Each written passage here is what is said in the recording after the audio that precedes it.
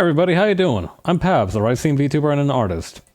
And today we're going to be working a little bit more on a sketch that we started last week. So, okay, so let's organize our thoughts, because I actually had a couple of... I had some schemes, right? I had some plans in mind for what we would cover today. So, on the agenda, we have... the drawing that we started last week. This is a quick mock-up of the colors that I wanted to use. It's probably not going to be close to the finished product because I don't generally operate like that, and also this is still the sketch line art instead of the finished line art, and well, calling it the ick wouldn't be appropriate because like it's just like normal art, but at the same time it weirds me out trying to use the same line art or everything, the same sketch line art as my final line art. I don't know. It's like doing it's like eating off a dirty dish. Like technically, if there's like nothing on the dish, it's like if you it's like if you eat from a plate, then rinse it off so that the plate doesn't look like it has any stains on it, and then you eat off that plate later, right? Like, technically you're eating on a clean plate, but, like, there's bacteria and stuff in there that, though they might not be fully visible, they are in effect. Also, the second thing that I wanted to do is actually do a small drawing of the model that Nerissa had for the Halloween thing, because the fucking crying expression got me. Like, there's just something so uniquely... Oh, that's a lot of sirens outside my house. Thankfully, they're all fire sirens. Unless my house is on fire. Much to consider. In any case, I don't know. Sometimes, like, there's... I'm not like a super fan of Nerissa, but I do like how she looks when in this, right? I don't need to give that disclaimer. You don't need to be a fan of someone to like what they look like. Let's see. In the meantime, let's try and do... Let's do the G Gundam introductory guy thumbnail.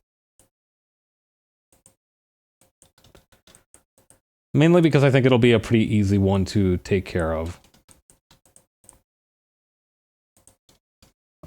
Where the heck did I leave my pen? There it is. But yeah, I don't need to make that disclaimer of like, oh yeah, I'm not their biggest fan. Like, yeah, I think that's the end of the thought. I'm really sad that I fell off during the time that V was playing episodes of G Gundam in the server. I feel like I would have really rocked with the series, but I just did not lock in hard enough to the watch along. Although I do hear that they're streaming it on YouTube now, which gives me an opportunity to revisit it at some point. It's crazy to me that now there are just like legit animes on YouTube. Like back in my day, right? Back in the Wild Wild West, you kind of had to like, you know, you could watch Naruto on YouTube. That was a thing you could do. But like you would have to go like Naruto 480p part 1 of 4, and it would be uploaded by some dude who would be called like... Actually, I don't really remember what the usernames back in the day looked like. It probably had like some X's like this, and then like the actual username, and then the X like this. As was the style at the time, you know. But yeah, it'd be uploaded by some dude like that, and like the episode would be kind of cut out, and sometimes not all of the episodes would be available because we wouldn't be able to see that some of the videos got taken down. But some of them got taken down and some of them didn't, so it was kind of difficult, and sometimes you would have to like scrap to a different channel to view the rest. It's not like that these days. Like nowadays, the actual production companies are putting some of their classics up on YouTube. And it's just weird to me as some guy who grew up with like the former method and not the latter. Okay. So let's try and sketch this out first.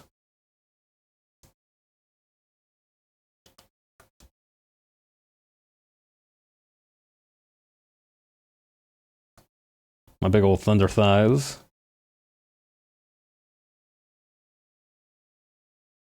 The crazy thing about like me sitting cross-legged is that 80% of my leg is going to be thigh, and my foot will only reach up a little bit past my knee.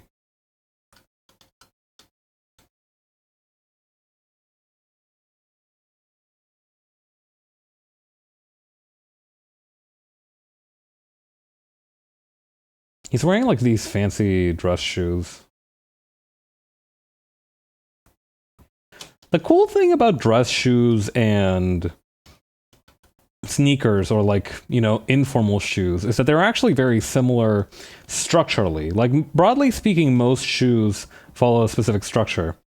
There's something about the people that still upload episodes unofficially.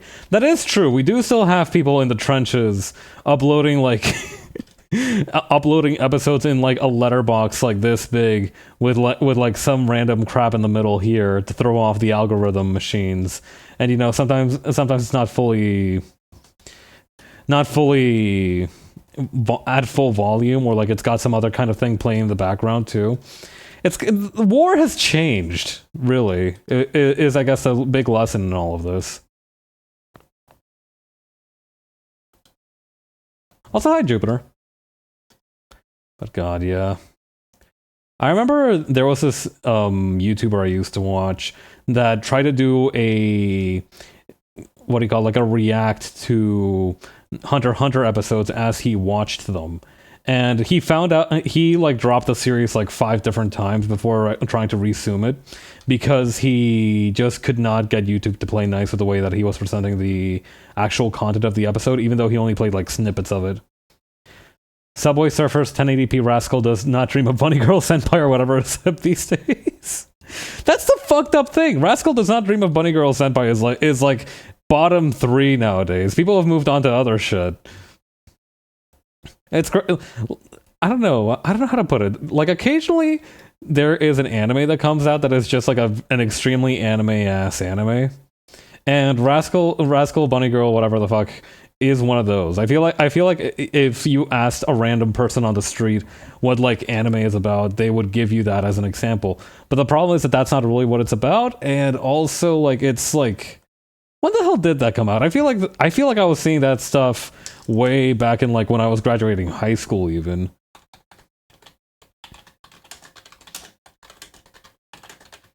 Discount Monogatari.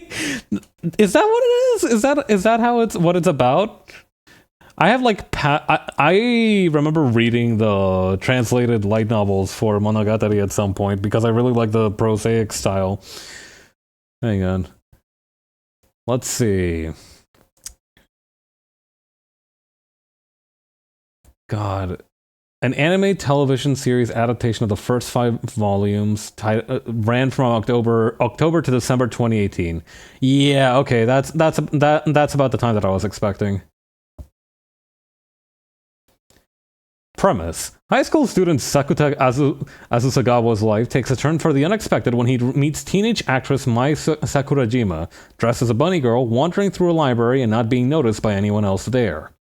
Mai is intrigued that Sakuta is the only one who can see her, as other people are unable to see her, even when she's dressing normally or attempting to stay away from celebrity life. Calling this phenomenon adolescent syndrome, Sakuta decides to solve this mystery while continuing to get closer to Mai and meeting other girls who suffer from adolescent syndrome as well. God, this is just sauceless Monogatari, huh? That's crazy work.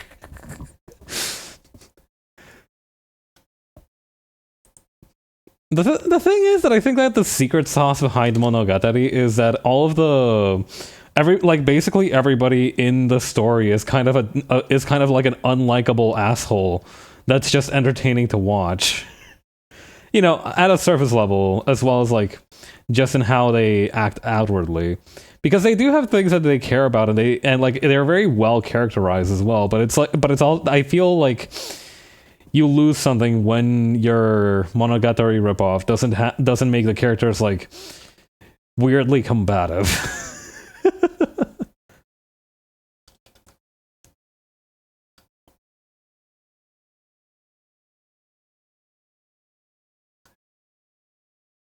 Good for them that it blew up, though. I'm glad for them. The author, I mean.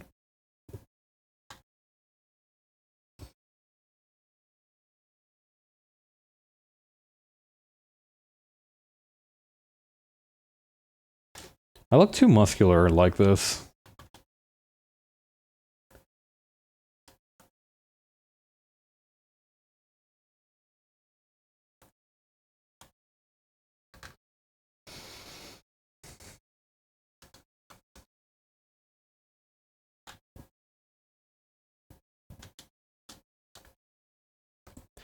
Was there like a reason this dude was so cunty with it, by the way? Like, if anybody's seen G Gundam,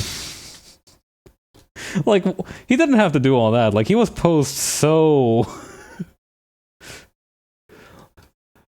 like he's practiced this one. He knows what he's about. Alright, also I need to move my torso down a little bit.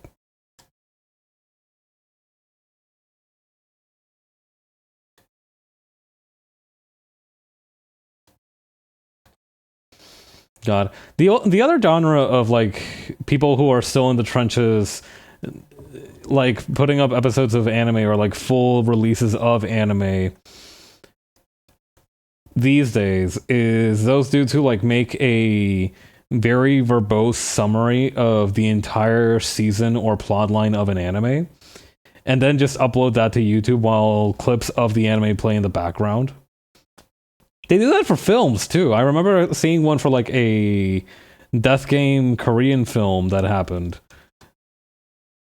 And I was like, oh, neat. So this is, like what is this? Is this, like, a plot stuff? Oh, they're just, like, telling the whole story. Okay, I see.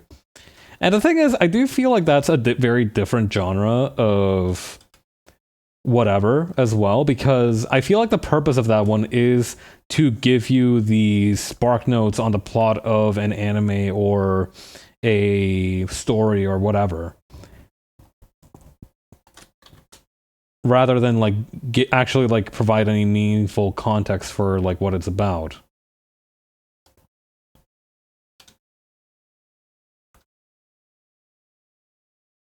Yeah, making the video longer than the actual movie is really funny as well.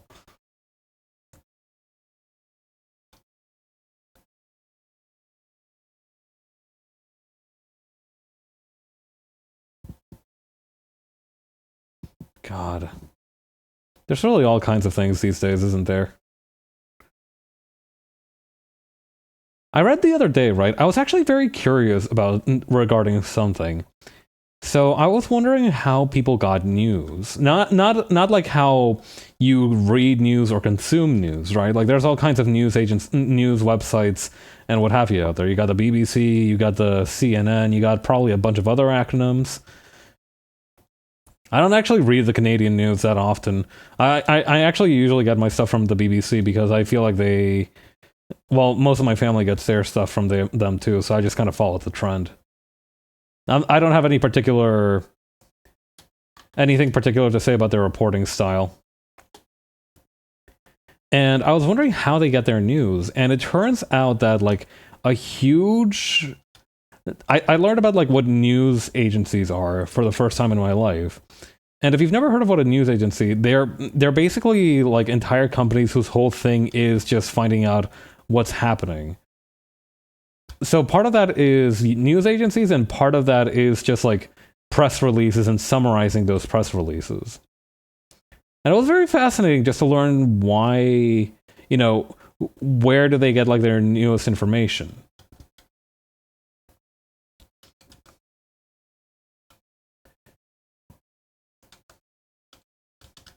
Should I also give myself a mustache for this one? That does look kind of sick, honestly. Posting a YouTube short of your stream in the style of AI voice summaries, clip show of foreign films that change all the names to white ones like Jenny. Yeah, this is how we bring back the classic American pastime of taking a samurai movie and turning it into like a cowboy movie.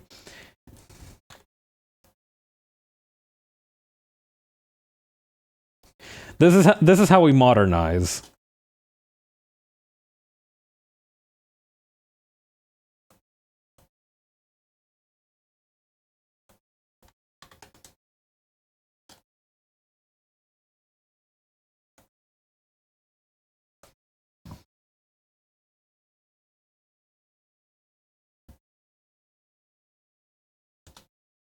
I remember somebody once telling me about like a copy or a version of Romance of the Three Kingdoms or one of those other classic Chinese novels that had also had most of its names replaced with like Anglo-Saxon names. But yeah, it also reminded me of like, how do I put this? Remember how there was that one video where friggin' that 1H Bomber guy video about like plagiarism on the internet, and how it was talking about how there were certain clip channels that their whole deal was just taking footage and information from larger, longer form videos and then just presenting that content as their own.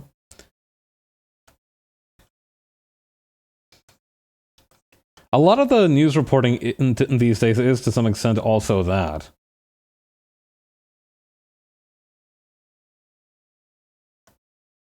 I don't know, it's just kind of fascinating seeing how it all travels together.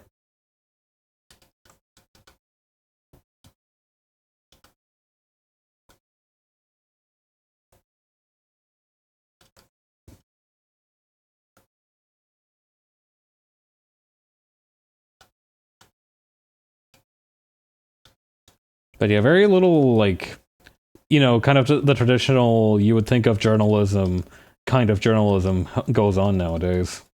Which is a little sad. I don't know, do you think most people who are going into journalism school nowadays are like, oh boy, I can't wait to get like my, to write a 500 letter blurb on this thing that I read from Reuters this morning? Like, do you think is that kind of like how they go into it, expecting what they do, or is like, because I don't imagine that's what they learn precisely. Like, I don't imagine that the school has a subscription to Reuters, and the assignment is just learning to do that. I have a buddy of mine who's studying journalism right now, and it seems like they've got him doing all kinds of crazy, weird shit. Well, I guess that's mostly true for global news as well. Oh boy, I can't wait for my department to get hit by major layoffs. God. It pisses me off that AI seems to be taking everybody's job except mine.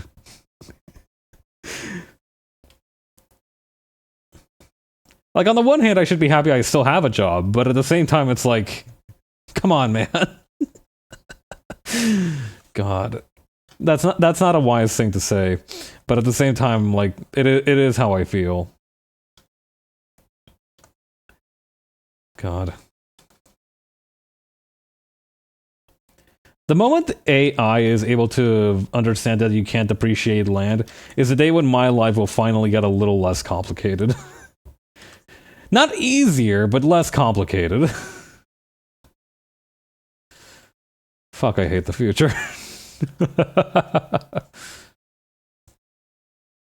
But yeah, like I said, this whole thing about the news agency is probably mostly true for global news rather than, you know, smaller scale news. So probably traditional reporting is still alive and well in smaller communities, or like on the ground, and in like the specific scale needed for a smaller city or on a city basis.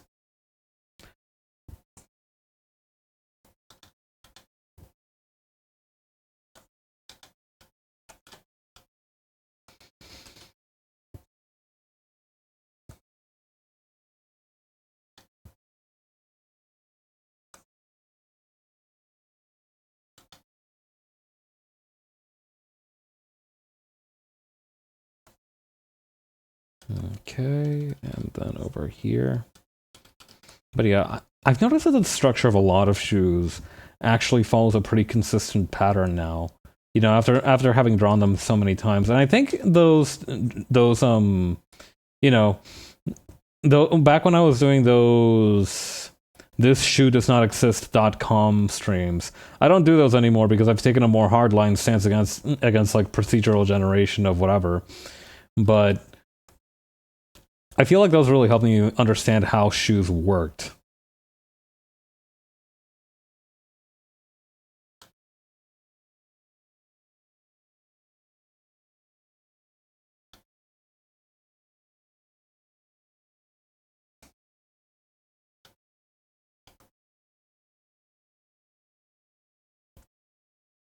Okay, then over here. There we go.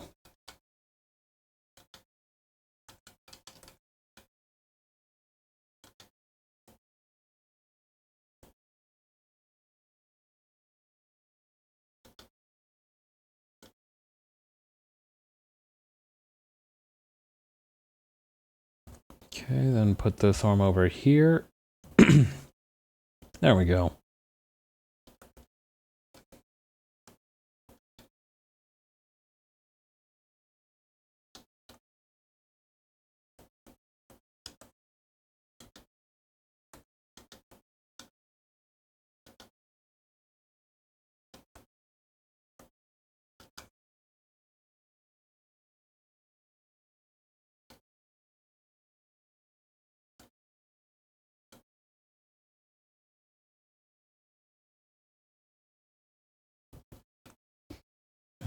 The arm doesn't seem to be aligning very well. Maybe if I do this. Yeah, that's a little better. My arms are pretty stubby, so it's kind of difficult to proportion them correctly.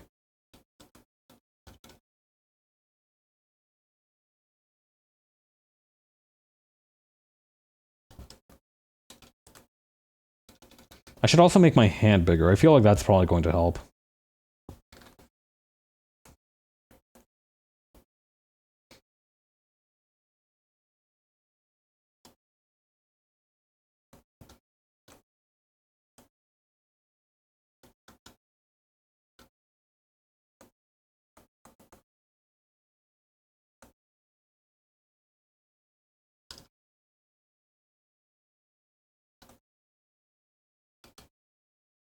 Okay, taking a look at the original reference image.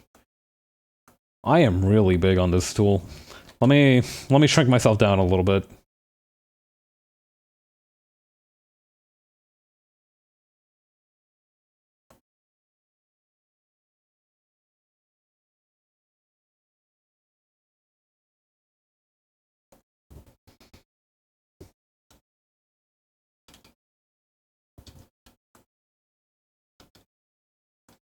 Yeah, something about the left arm is bothering me.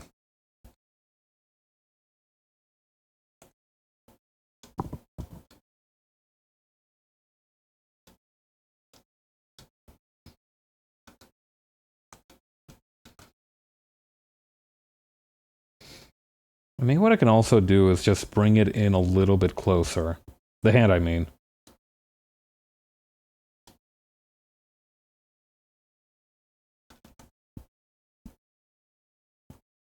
God. One of the recent beverages that I've been partaking of is this thing called a cactus cooler, which was on the label, and I was very I was a little bit anxious to try it because I didn't know if it was like actually going to be cactus flavored. What I should have done is just read the label a little bit closer. It literally says orange pineapple blast right underneath where it says cactus cooler. And it was a very pleasant orange flavor, I will say. And a nice kind of citrusy taste.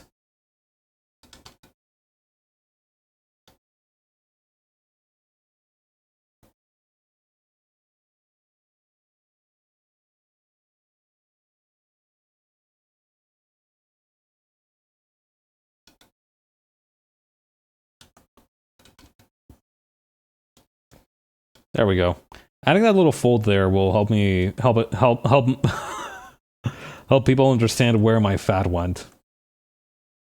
Orange pineapple being called cactus feels wrong. Yes, I agree wholeheartedly. And the thing is, Cactus Cooler is just the name of the drink. It's not like that's the brand name. It's not like actually cactus flavored in any way.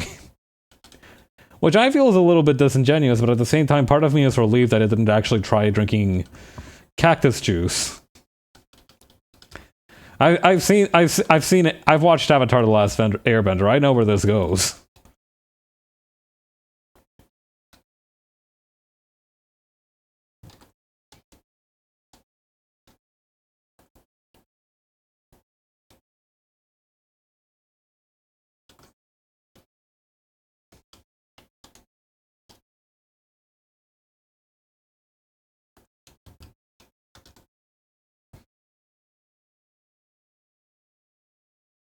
I also did expect it to be greener than what I actually drank. Like I did expect a certain degree of greenness to be in the mix. But again, that's on me for not reading the label correctly and setting my expectations too high.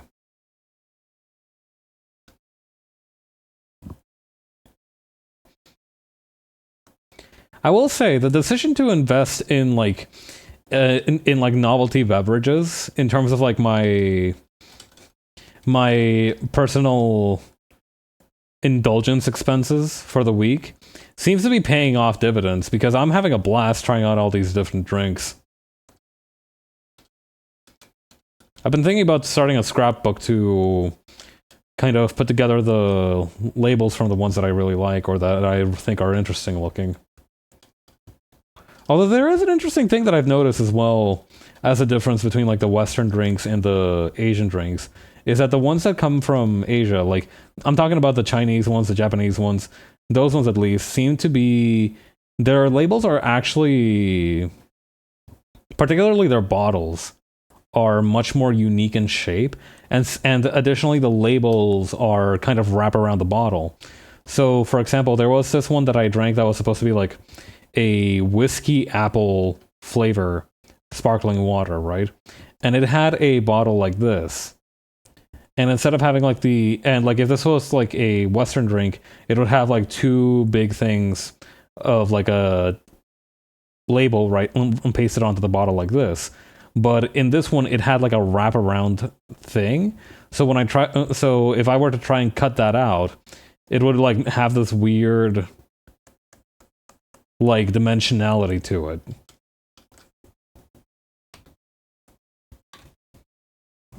That's how it is.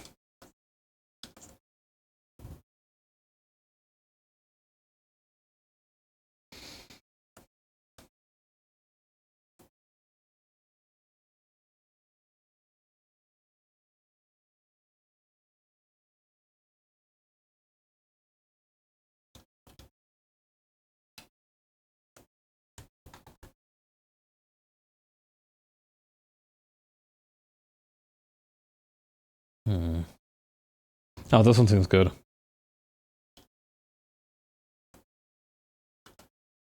I will probably take out the... Hang on. I might...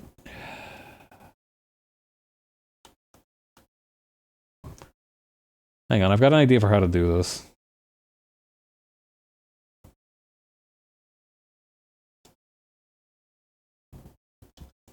Blink forward 10 years and somehow you accumulated a drink cave?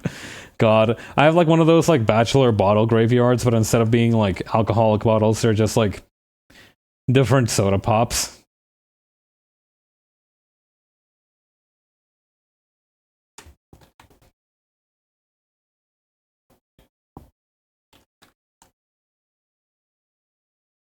That would actually be kind of sick.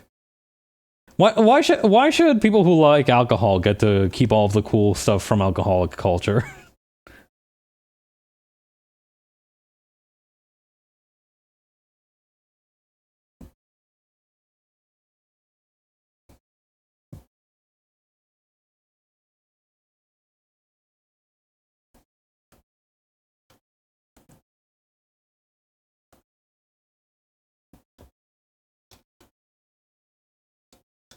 Okay, adding these.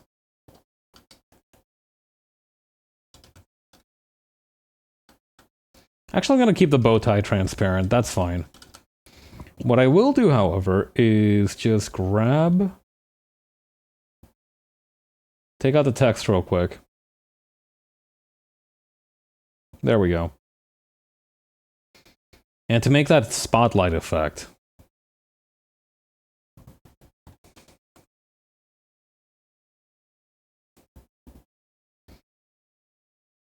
honestly, a drink cave would kind of go hard as a concept, if I shan't lie.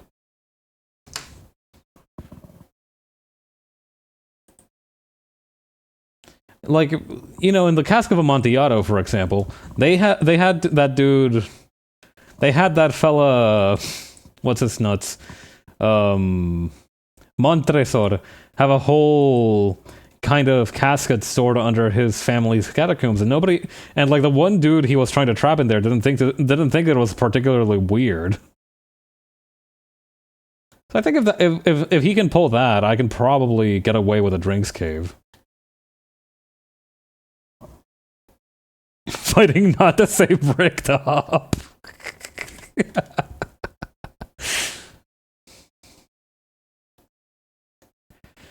God. That was a good one. That was a really good one.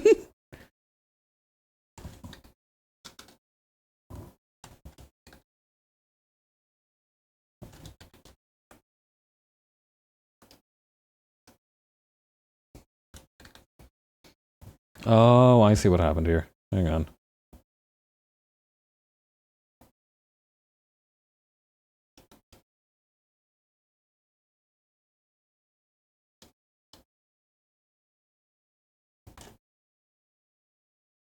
Let's use a polyline for this one.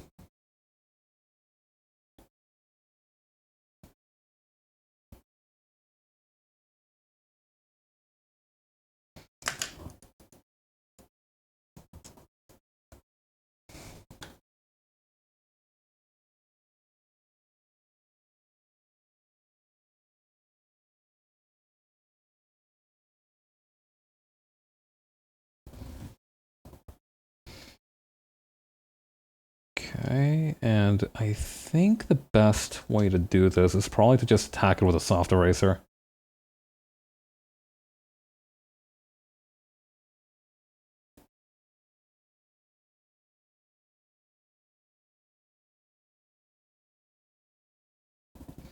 And then use a aerosol tool. Lower that brush density.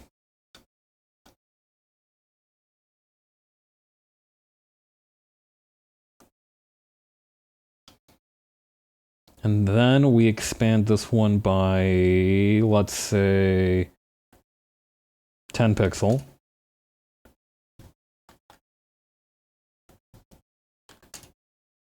Maybe a little more.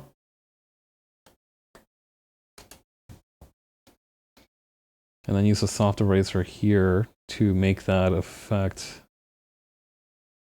That was in the original one.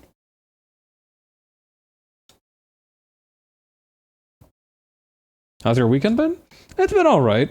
Today, for the first time in a long time, I made a home-cooked meal, so I'm very happy about that. Well, no, okay, maybe I should rephrase that. I've made home-cooked meals frequently, but this one was special because it's been the first time in a while that I was using fresh vegetables instead of frozen ones. So I was pretty excited about it. I felt pretty good about that.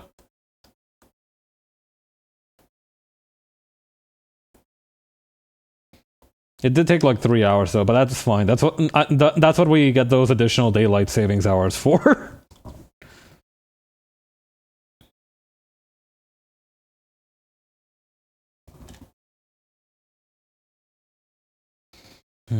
But that was today. Then yesterday, I don't actually remember much about yesterday. I feel like I did something, but what did I actually do?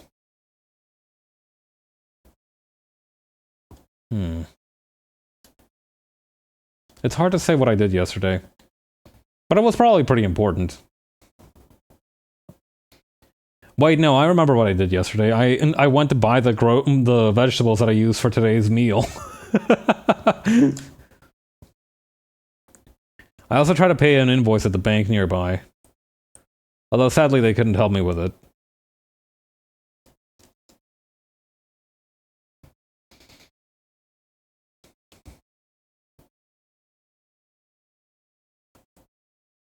Just like me for real.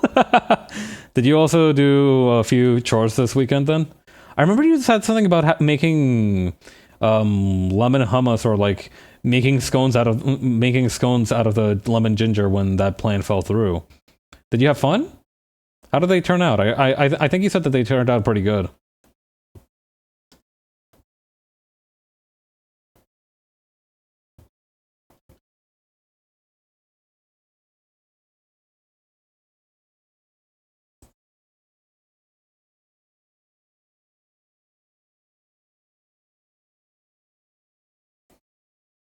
God, I miss baking. My oven is very much unreliable nowadays. The last time I got somebody to look at it, they unplugged it and then plugged it back in, and it worked for like a little while. But now I tried that again, and it just went back to normal after like a week. And I don't know if it'll actually bake anything. So that's a problem. I ended up pivoting to regular hummus with peppers as a sandwich since I already had the lemon scones and the peppers. Sounds good. I hope you enjoyed your meal.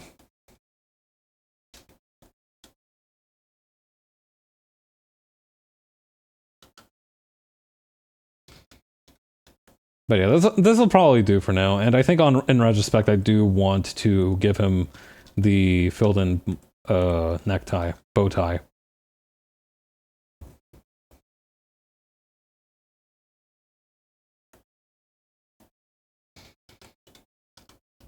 And yeah, regarding the dates, it's probably going to be the exact same. Good weekend, hell yeah. God, it's fucking November.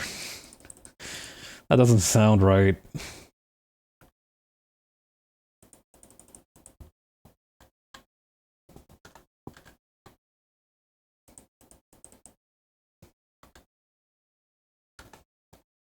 Maybe it's the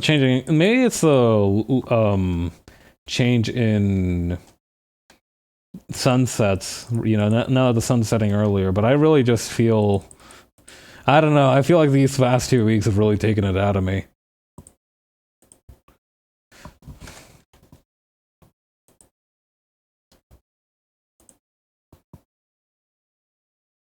I hope we can all catch a break soon.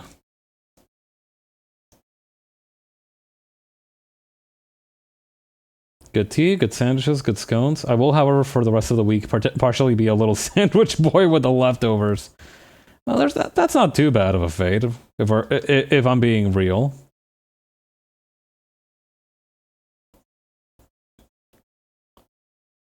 Having having access to like a decent sandwich making equipment in your house is like one step removed from kingship, I feel.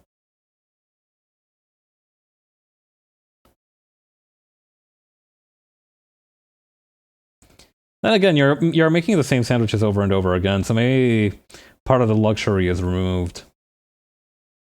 Also, I guess I should probably rename this from October to November, huh? Just to avoid misleading people.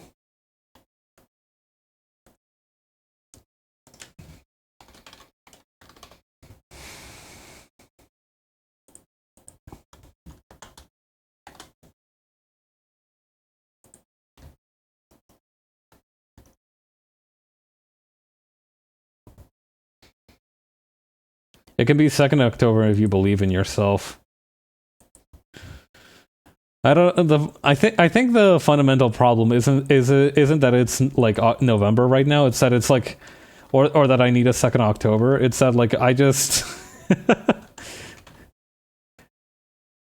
I guess the passage of time is the problem. I don't know. Is there a word for like when you don't necessarily need it to be a break, but like at the same time, the days flying by is probably not helping? I don't know. Gotta lock in, frankly. I cannot be acting like this at my big age. Of like 24.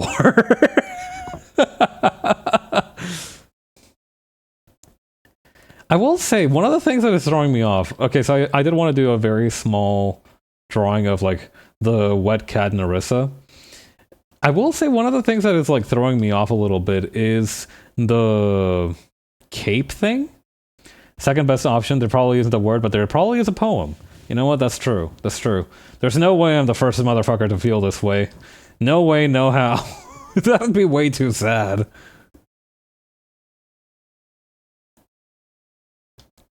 Oh yeah, I should probably turn on the time-lapse for this.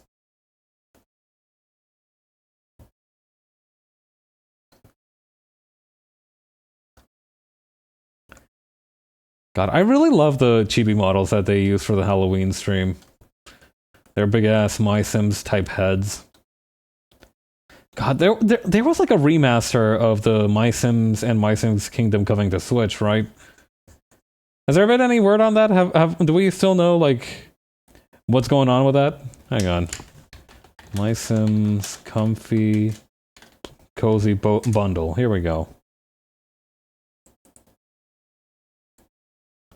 And the official well, no, this is the friggin', what do you call? The fandom wiki. Let's take a look here. Oh, wait, no, hang on. It'll be released worldwide on November 19th, 2024. Okay, cool. So I was wondering if it was going to release soon. I don't have a Switch, so it's not really going to affect me. Or will it? No, yeah, no, it won't, because I don't own a Switch. This does seem to be like exclusively a Switch thing. Differences between original versions. User interface have been redone to be of higher quality. Widescreen support. Remaster will include the PC exclusive Sims in the Gardens, but not the online multiplayer functionality. Yeah, there was My Sims PvP. God, this is the first new piece of My Sims media to come out after nearly 14 years since the release of My Sims Sky Heroes in 2010. Crazy work. Oh, in Spanish it's colección sofá y mantita, so that's like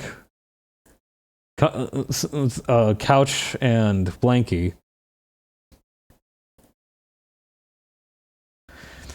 Kind of wondering what's going on with the...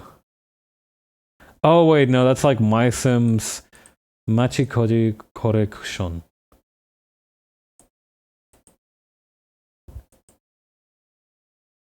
Oh wait, that last one is probably collection. Machikoti. Oh, it's, Machi, very cozy. I see. That's cute.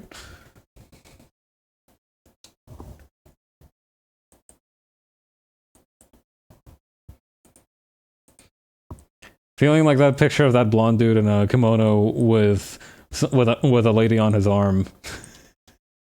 After piecing together the meaning of like the Romaji.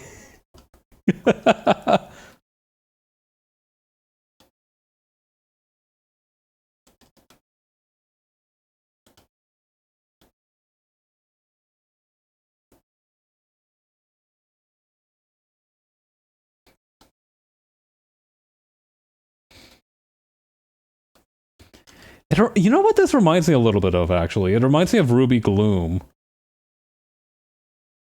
God, I feel like that cartoon was like almost never on when I would try to watch it as a kid.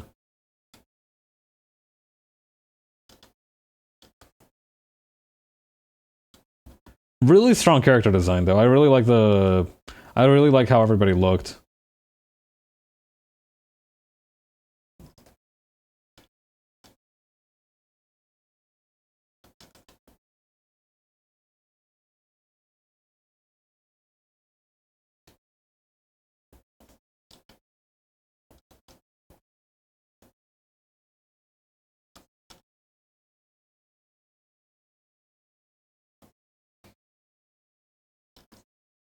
Okay, then over here.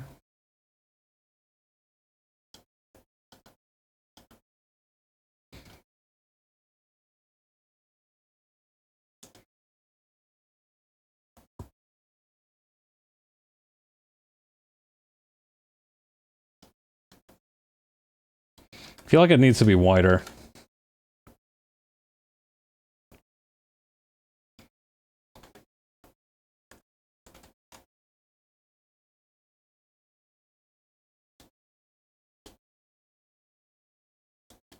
Nope. Yuppers.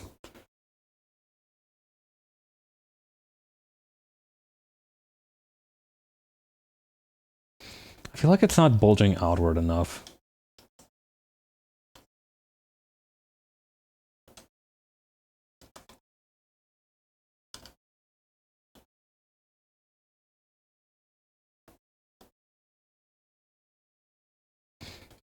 Wasn't there? Remember when everybody was making art tutorials out of like the Amogus? I remember there was one for like making making a Sata. It still works. Oh god. Those bean-shaped little bastards really changed the trajectory of everybody's lives, huh? Well, to think about.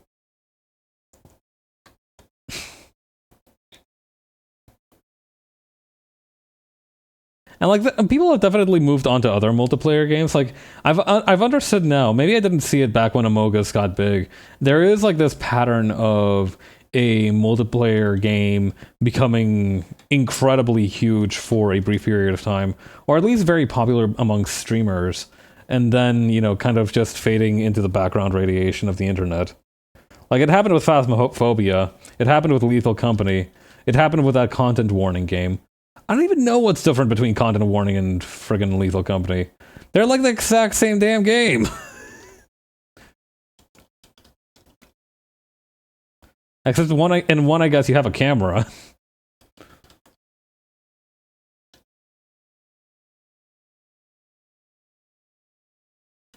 Hang on, I didn't get a good angle of. Content warning seems like lethal like. Yep. Hang on, let me see if I can't find...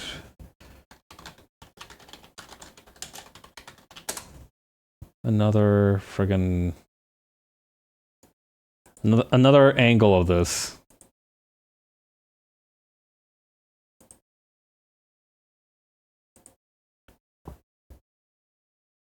All these cameras are like in... like dead on ahead or from a different angle.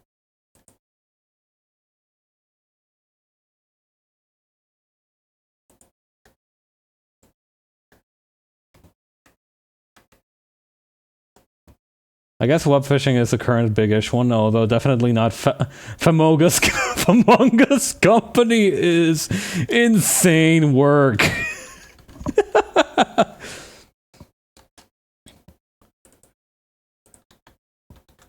Unidentified fucking thing. Why do all of these seem to take place in pitch darkness?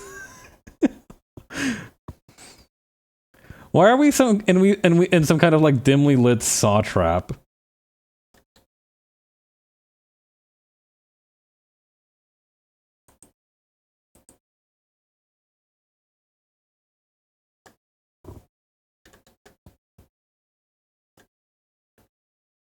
Okay, I can kind of see it from here. But you know, web phishing is pretty fun though. I played that game. I'm willing to give web phishing the props because I did play it for a little while with a friend of mine, and it did seem like it was a lot of fun. Just shooting the breeze and, you know, pulling manta rays out of the water like some kind of anti-Poseidon super weapon. Okay, there we go.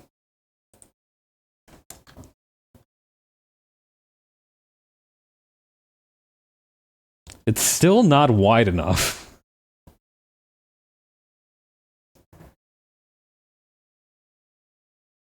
But yeah, also apparently because web phishing is very like, I don't know. I've heard that some people who are like streaming web phishing are running into like weirdly misogynist. Okay, not weirdly, but like very misogynistic trolls, which is tough to deal with.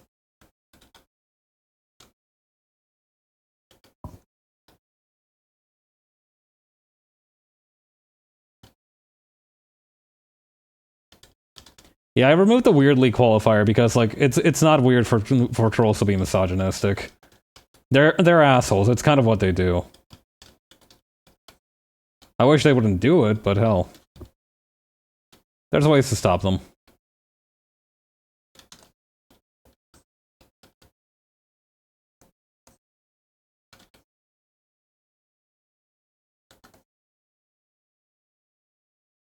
The feminist troll.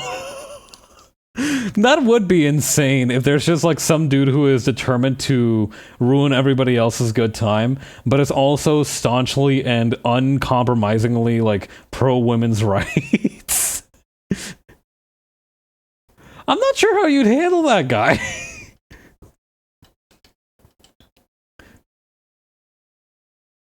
There's just some dude who's like completely 100% to the bone dedicated to being a hater, but like, but like not in any particular direction.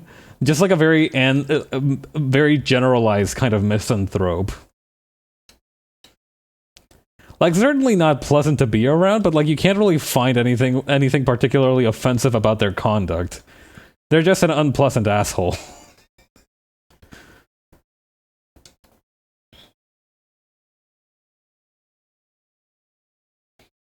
Well, I guess even in that case, you'd probably not want to hang out with them.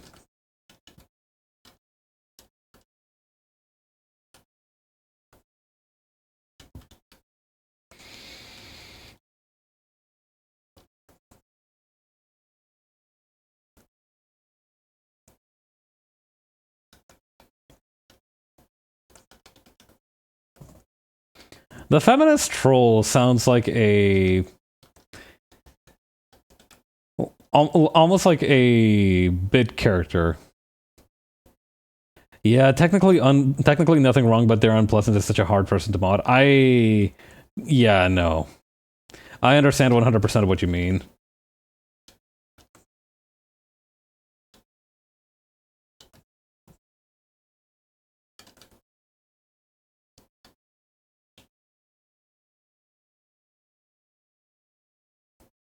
Because it's one thing if they're in the wrong and they're an asshole, but if they're, like, not even particularly evil, but they're still just kind of unpleasant to be around, it becomes much harder to, like, just leave them in there.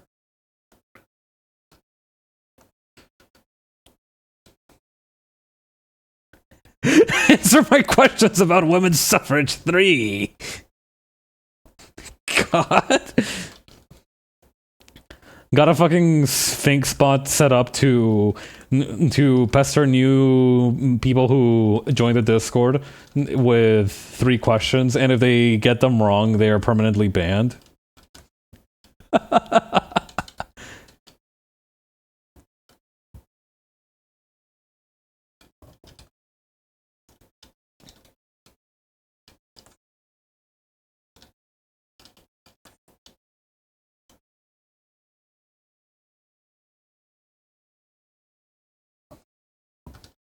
One bot tells only the truth, and the other only lies.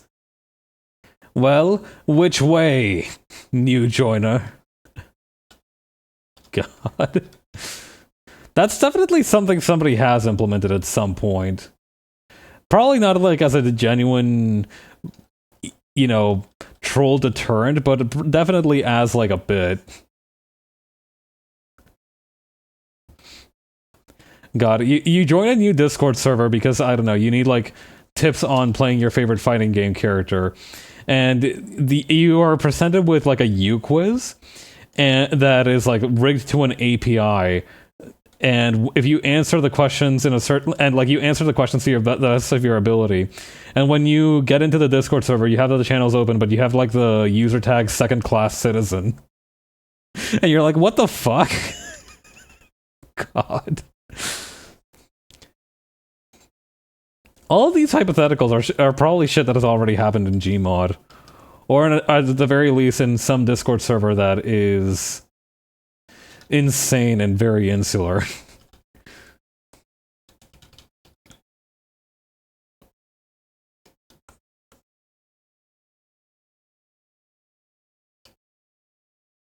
How does her neck work?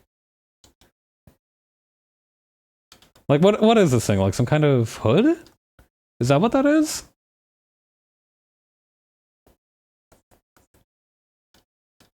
Also, I think I know something that can make this a little bit cuter, is to just, like, give her more cheek. If that makes sense? God, I am not gonna make any progress on the Ina drawing today, am I? Shit. Well, that's life. Nothing you can do about it.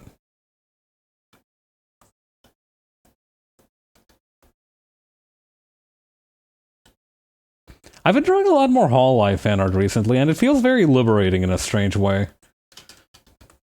It's not that I ever felt the pressure to not draw it, but like, I don't know. I feel like I have fewer. I'll have fewer regrets if I do this fan art before the livers friggin' graduate.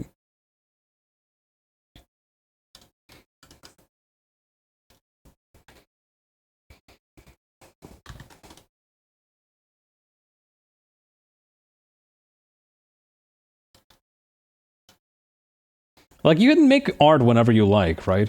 If you're passionate about something, there's no good time to make art. The best time to make that art is like right now. But at the same time, it's like, I don't know. I don't know how true that is for VTubers.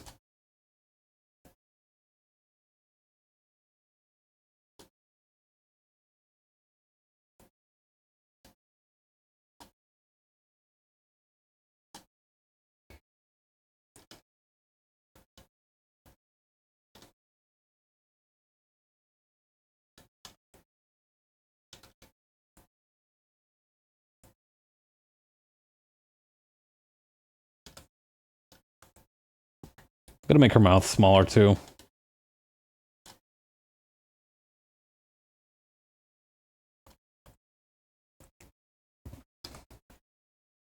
I don't know what it is about like this specific expression and model combination that is so captivating to me.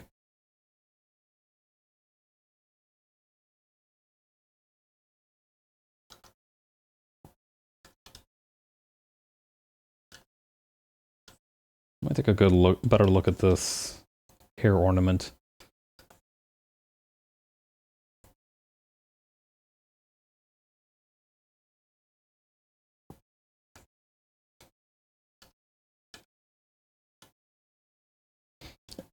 Is it shaped like a question mark? That's pretty cool. Playing it as the distraction while the other hall kids get up to trouble. God. That is a very strategically sound move. If you got like if you're a group of ne'er-do-well children who have a penchant for trouble and for getting yourselves into trouble, I do think it's important to like understand who in the group is a crybaby and who looks best at crying, so that when the jig is inevitably up, you can kind of like cute your way out of it. That's what I should have done with the kids that I hung out with. I regret not getting into more trouble as a child. You know, given that there would have been like literally zero consequences to my future at that time. I guess it's a good thing that I was a good kid. If a little bit of a crybaby.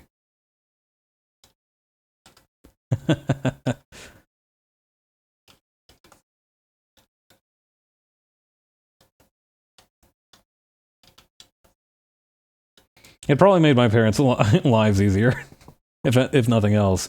Why didn't I lead a heist when I was 8? God.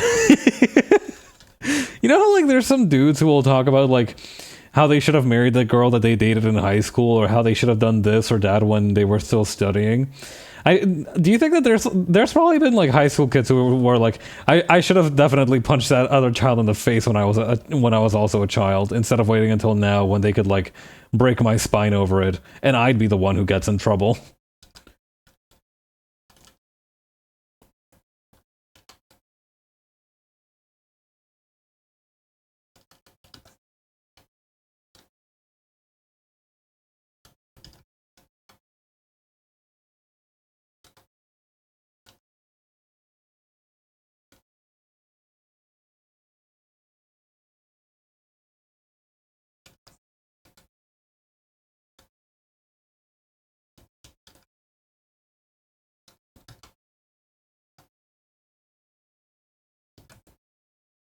Seriously, what are those things on her? Is that supposed to be like a cape? Oh, that might make sense actually, because she does have this little like thing down here.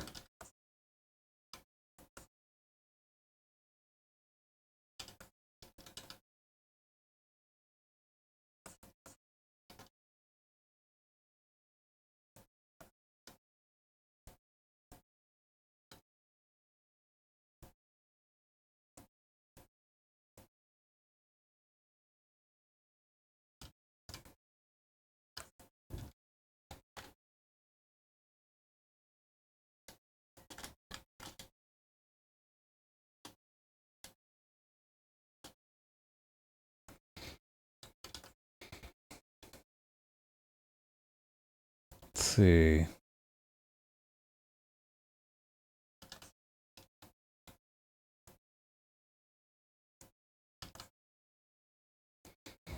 What? Okay, I think she's got like some kind of poofy deal, poofy sleeve dealio happening. And I do kind of want her to be power stance a little bit.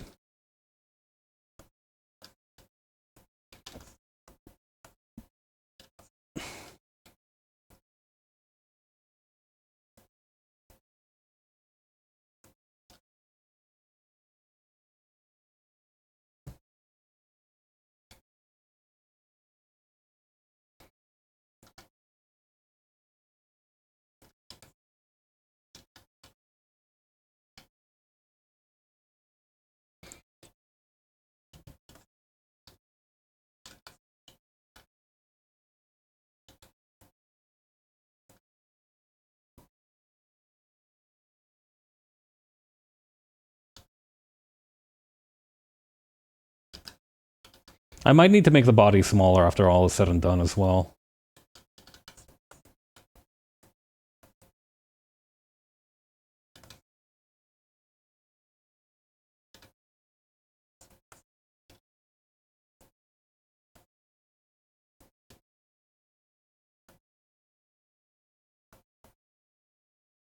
I think the other half is just a normal pleated skirt.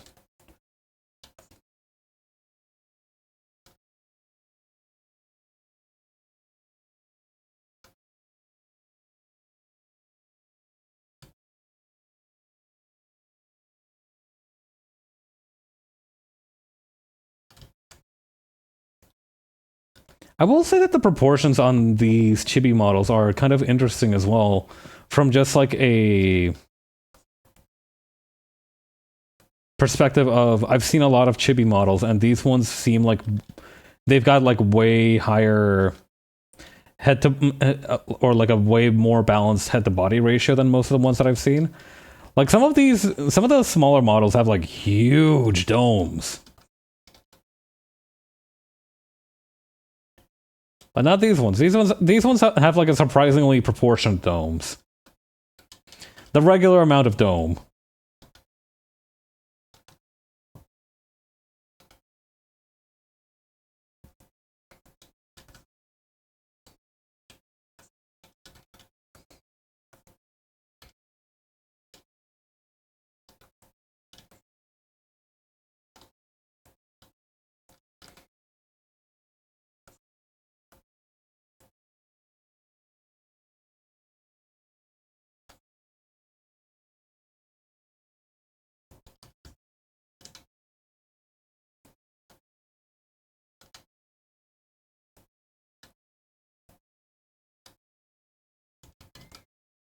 Okay, and then maybe just like make this one pump out a little bit farther.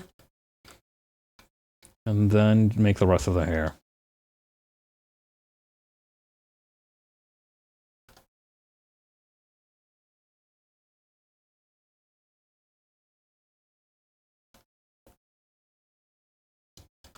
That seems pretty good. I will make the body just a tiny bit smaller though.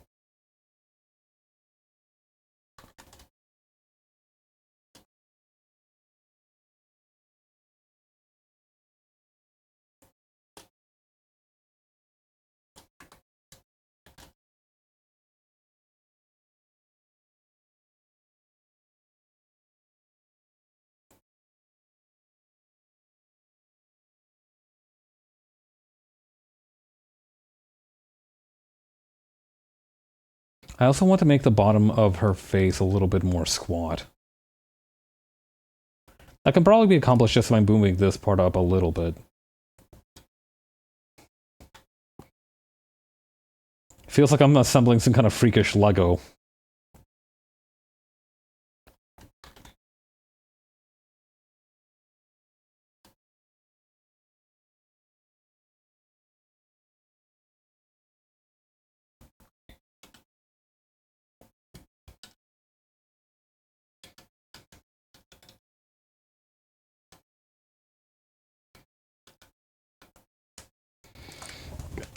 Let me just stretch my hands a little bit.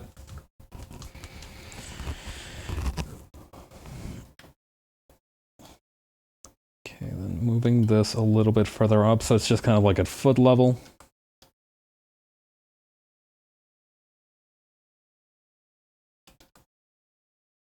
Are there any hair accessories or anything else that I'm missing?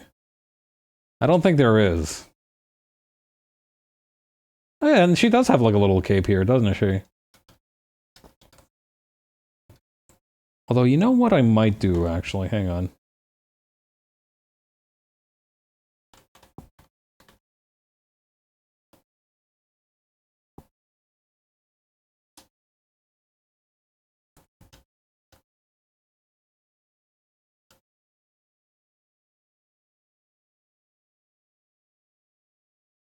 There we go. This might make the horns a little bit more proportional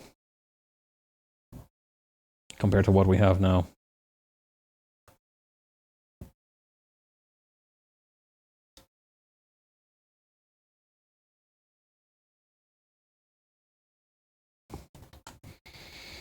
Okie dokie.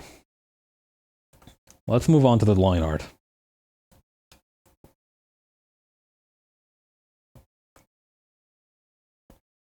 I think it'd probably be a good idea to do the outline of it first.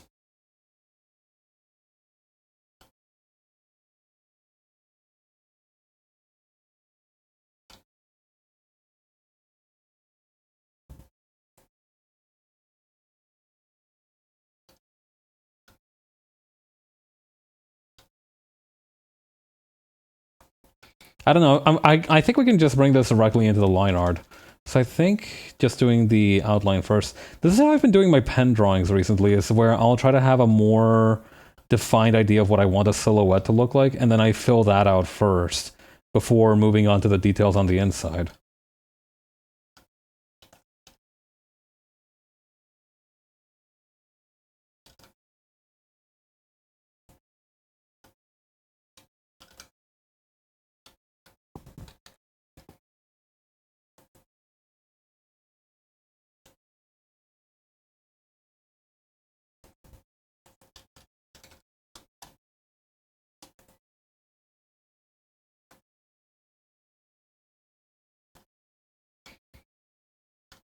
Oh yeah. So I recently read an article on a person who does like professional Zoom background recommendations. It was really fast. It was really interesting seeing like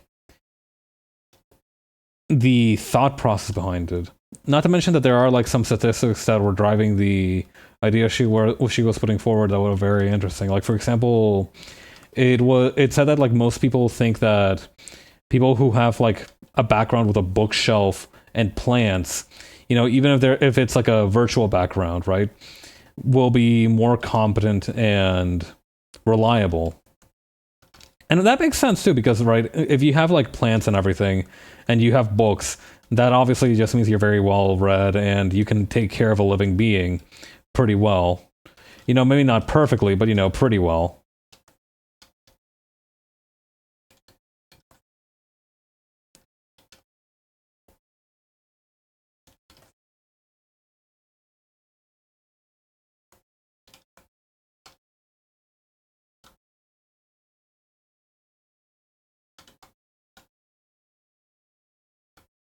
And I think I'm gonna, instead of having these very choppy items in the background, I'm gonna limit it to like 3 circles on the inside here.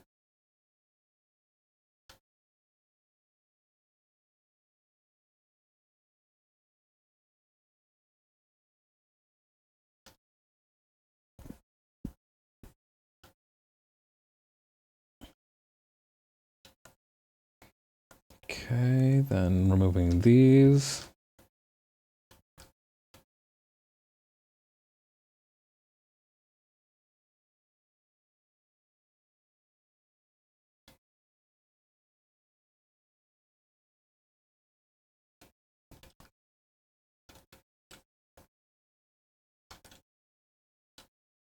And let's just beef up some of the lines here and there.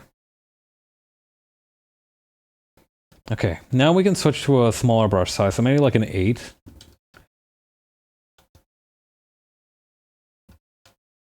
Maybe a little bit more than that, maybe a 10. Yeah, that feels more natural. That's easier to kind of like see in and out.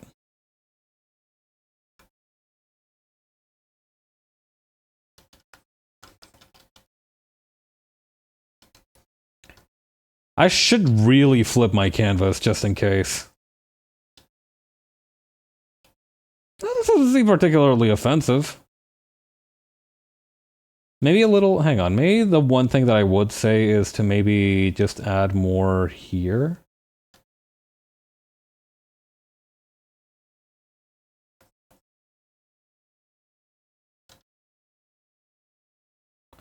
Just so it's a little bit more balanced in how it looks.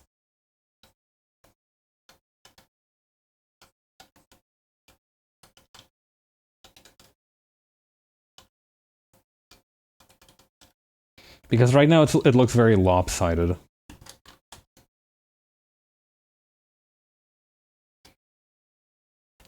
What I might also do is just reach over and make sure that these are kind of on the same level.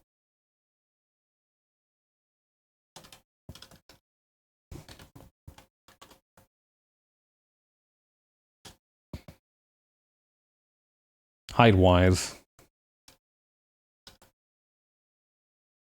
But yeah, that should be pretty much it in terms of just any last minute changes thanks to the mirroring.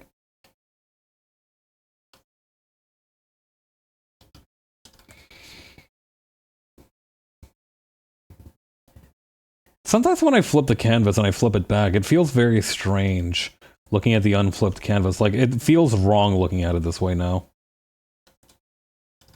Maybe I should flip it. Nah. The hair decoration would be on the other side then.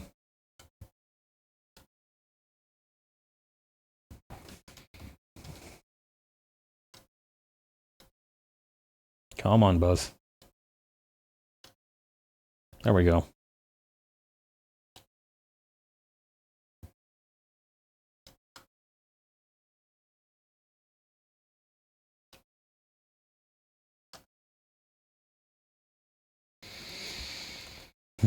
One of the things that I've been recently concerned about is about the future of all the different platforms. Typing up a Tumblr post about how poetic it is that nothing has changed yet you return different from your journey. God. It's like being multiplied by one. Like a process has taken place, but functionally it's the same.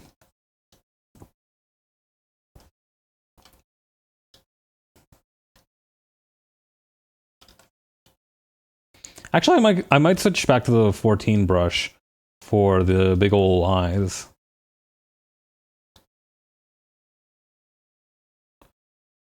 God, that reminds me of that one friggin' post that has a picture of like this dog looking really mad, really upset, and it's like he mad because day to day nothing changes, but looking back nothing is the same. Like that was some real. That was real as hell.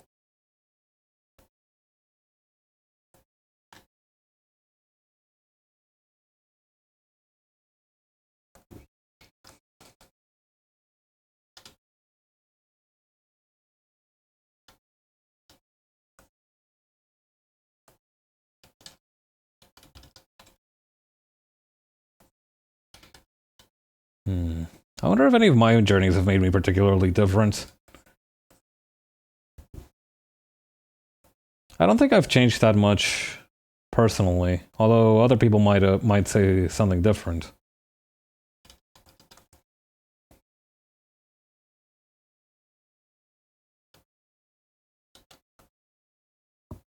I hope I've become kinder. Not that I don't think I was necessarily unkind before, but, you know, it never hurts to have a little bit extra in there.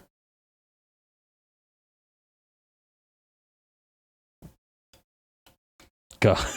I remember this one friggin' text post that's like, if I was about to be executed and I was given a last meal, I would ask for all the earth suffering. And another dude was like, I'd ask for infinite breadsticks. And then the first person's like, oh, wait, I really like breadsticks. Actually, I'd like to change my answer to that.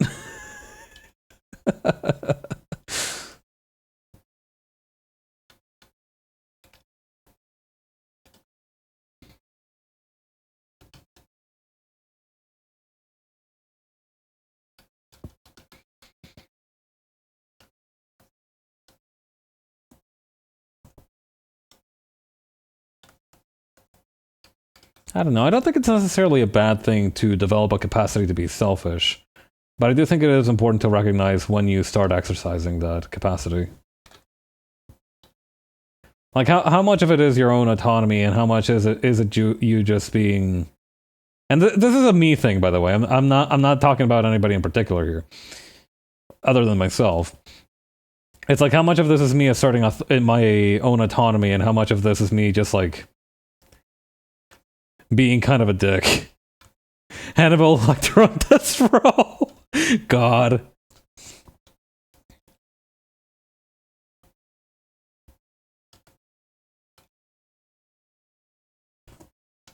I do think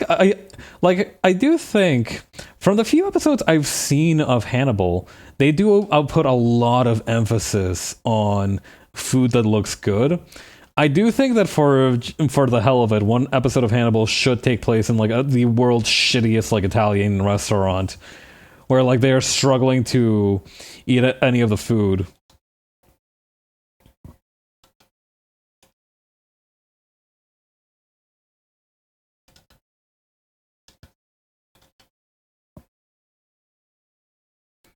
Like I remember there was this one breakfast he cooked up for Will Graham in the TV series, and I constantly think about it. You know, even though it does have, you know, human in there. Hannibal goes to Applebee's.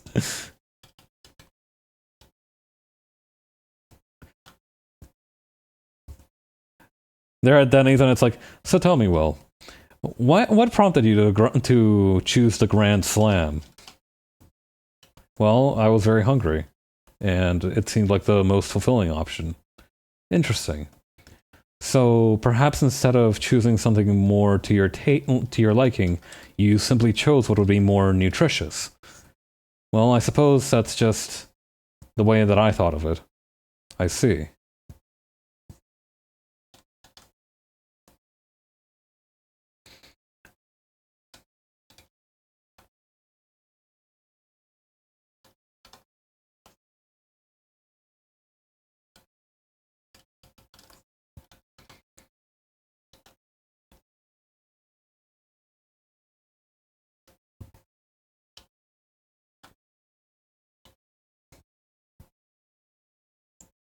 God, I going back to Hannibal on death row. It's like I'll have the other guy.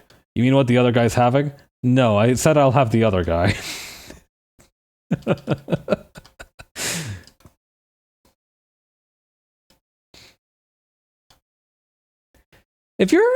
Okay, so assuming he's not in the like maximum security prison dealio that he was in during Silence of the Lambs, do you think that like if you were paired up with Hannibal Lecter as like your prison roomie, right? And he didn't eat you, that would be like a pretty good sign that you've got the vibe down, right?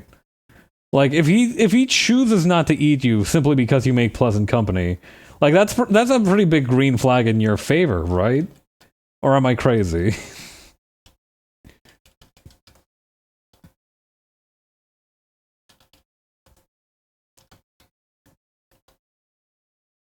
Like if you pass the vibe check to the extent that like a dude who doesn't get to eat more than twice a day, or you know, doesn't at least like nibble on you even a little, that's like a pretty good sign.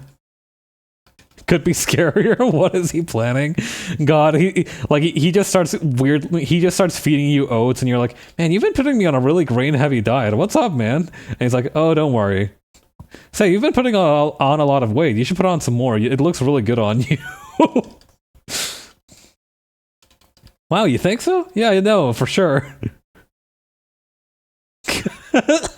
God, and yeah, there's just some like he gets paired with some dude who is like exactly like the kind of person that he wants to vibe with, but the other dude is not into that shit at all.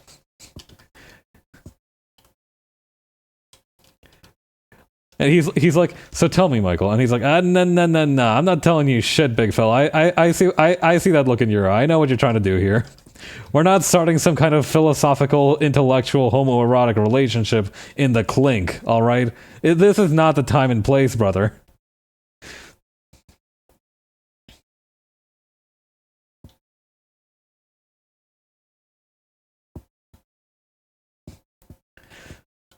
Conversely, there's after that, so he eats that guy, and he got put on in a cell with a different dude. And this time, the other dude is like a little too into it, and it gives him the ick. Like he starts presenting his jugular very conspicuously, and he'd be like, "Oh no, I've left out my entire neckline. It would be a huge shame if somebody just took a big old bite and tried to eat me and devour me." And Hannibal's like, I'm not doing this. It's no fun when you're too into it.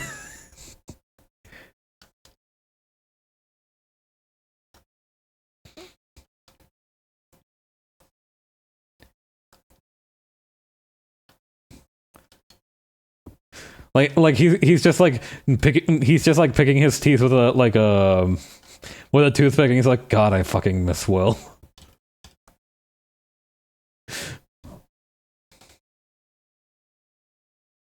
Are you trying to frame me for something? And Hannibal's face is just cartoonishly devilish. God. Oh wait, no, is that Hannibal saying, are you trying to frame me for something? God.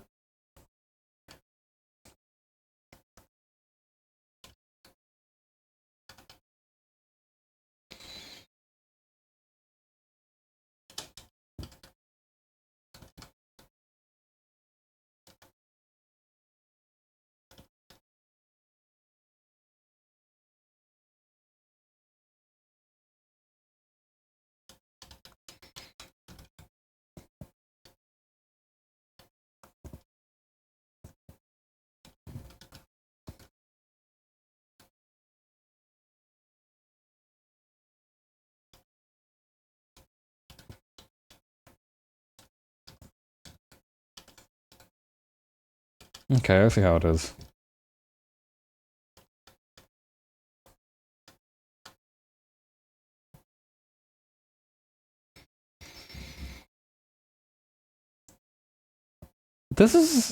I don't think this is a cravat, is it? No, it can't be, because the lines just don't add up in that case.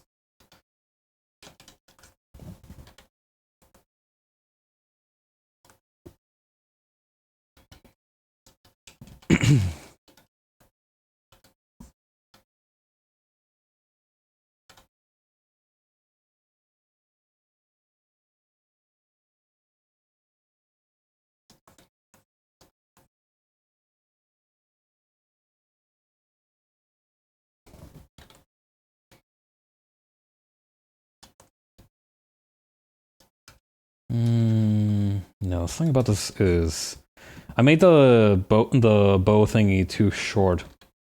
I need to make this part a little bit bigger.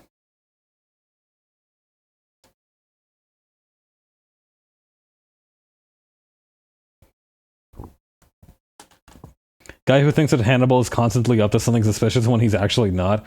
Yeah, the one dude who lives in a timeline where Hannibal is a normal dude. And like he still has like the same sort of like intellectual psychosexual game of wits with him, but Hannibal thinks that he's just coming onto him really hard.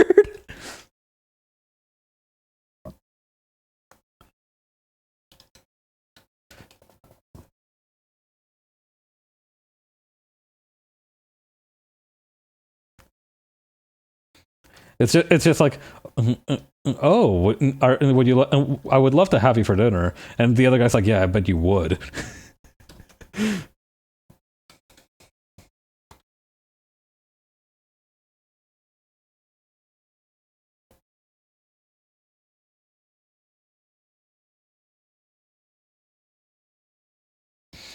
I will say, for as little as I am familiar with Mad Mikkelsen's body of work, I do think that anybody else trying to play Hannibal is going to have a big pair of shoes to fill. Like Mads Mikkelsen is kind of like Steve Buscemi, but like in the sense that he has a very unique and recognizable face. But it's like he has a very like conventionally handsome, recognizable face, but it's at the same time very unique to him.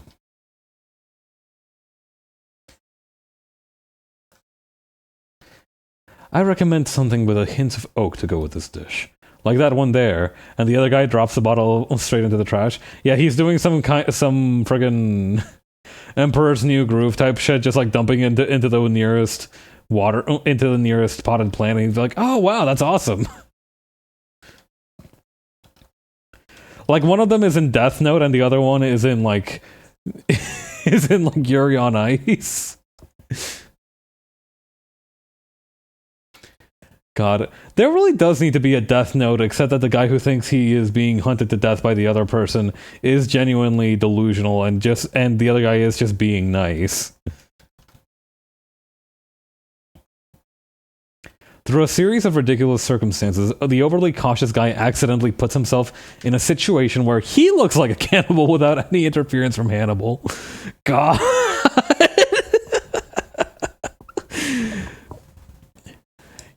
Your brain is so huge.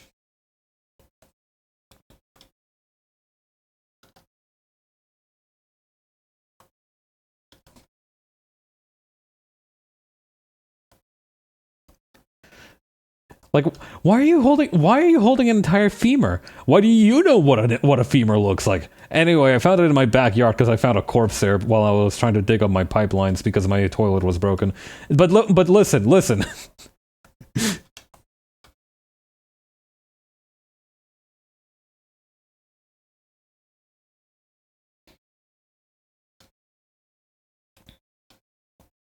Home DIY will send you down some dark paths. I'll tell you that much. I saw a video of this dude who's still on like copper landline for his phone connection. And it was kind of fascinating because he also had to like fix the phone line himself. There's like very little like actual copper landline left. Most of it is through VoIP nowadays, which is very reliant on internet connection. I don't know. It's kind of interesting to see how certain technologies are dying out, but because of Disco Elysium, right? I assumed that like copper wiring in telephones was still like a big thing, but it's not nowadays. Nowadays, it's like almost all internet stuff. And maintaining the actual copper wires that are left is actually very expensive.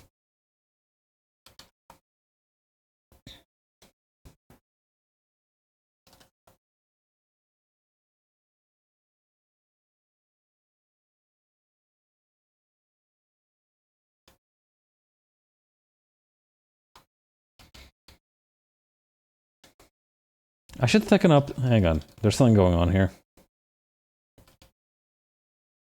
Connect. There they are.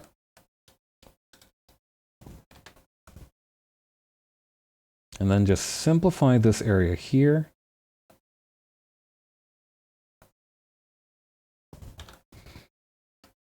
Why are there so many corners?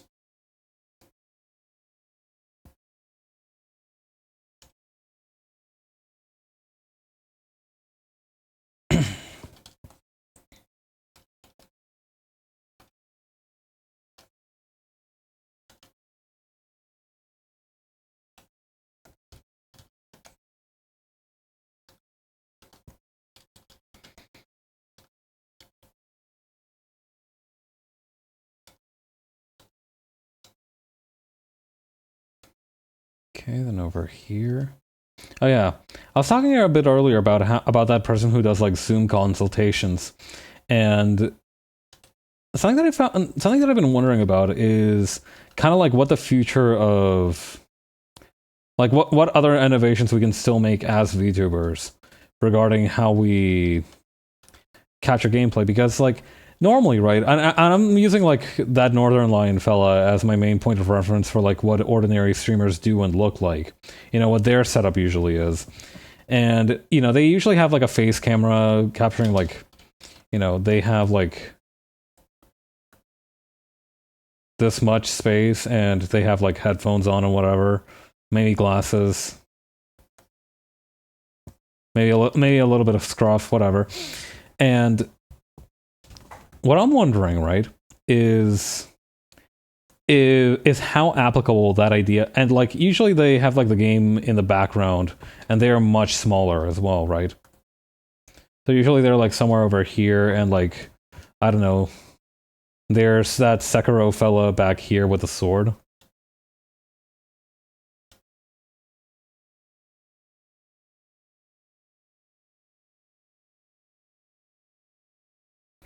And there's like, you know what I mean. So I was wondering how possible that would be for a VTuber. And like the issue with that is that fundamentally they have different appeals, right? Because the appeal for, like, say, Northernlion is the commentary and his ability to express, which is pretty important. But for VTubers, the model is very much like the meat and bones of the stream. So it's a little bit harder to get experimental with how the model is presented. And that's why almost exclusively, right, they have the model very much blown up in the bottom left or the bottom right, usually the bottom right, actually, of the screen.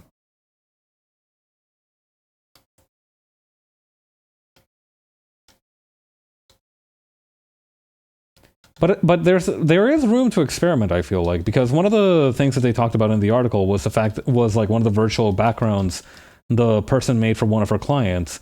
And it was very interesting as well, because in that one, the client had in the virtual background she had like some shelves, right? She had one shelf, a very dark shelf, strategically positioned directly at her eye level, so that it would kind of, like, your eyes would kind of automatically track back to her eye level. And she had the logo of her, like, business firm up there. So I think that's actually something that we can also use as VTubers, but like I said, it's kind of difficult to... I don't know, maybe I could do it since I have a very unanimated model. I think in that case, having something in the background, in as like a tiny little room to myself, my Zoom box, if you will, for my VTuber model, I feel like that might be worth looking into.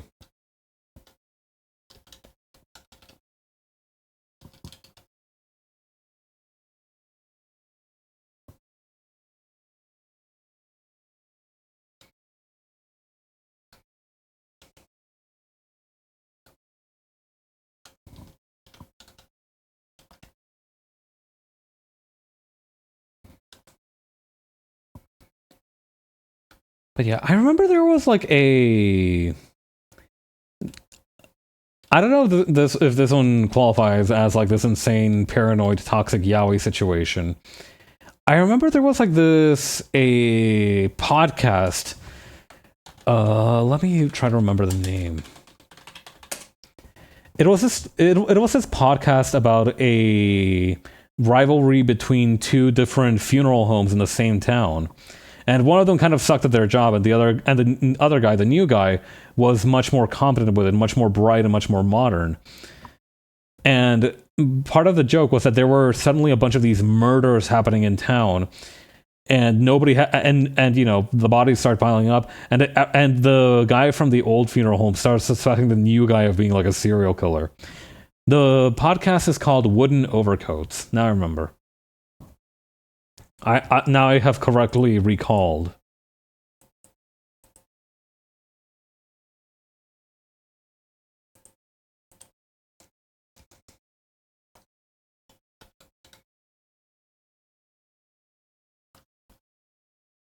I feel like I need to get into like a good podcast. Because I had my mainstays for a long time were this one D&D podcast called Dice Funk, and this one podcast about American history that I do go through the episodes again nowadays, but it's not like particularly fascinating to me as a subject anymore. I tried listening to that one podcast about like work safety accidents because I wanted to scratch that same itch of like random historical event trivia that the American History podcast did, but no luck. Also, the audio mixing on it was kind of terrible. Well, that's not a fair point. Like, some of them have like very professional audio mixing and some of them don't. I don't know. I feel like nowadays that we The days are getting shorter. I do need something to perk me up a little bit. I don't know if podcasts are going to be that for me, but you know, they brought me joy at some point. So maybe they can work that magic once again.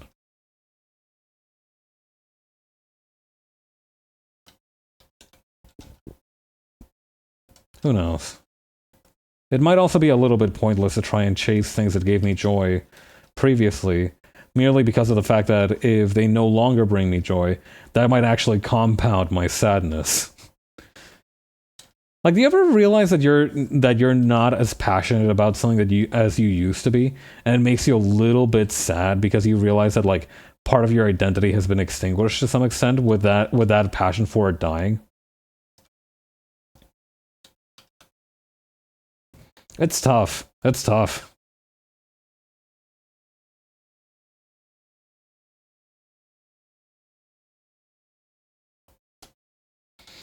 I guess that's why it's important to not tie your sense of self over passion towards something. Unless that passion is like to your family or to your wife or like to your children. In that case, it's probably pretty important to retain that passion.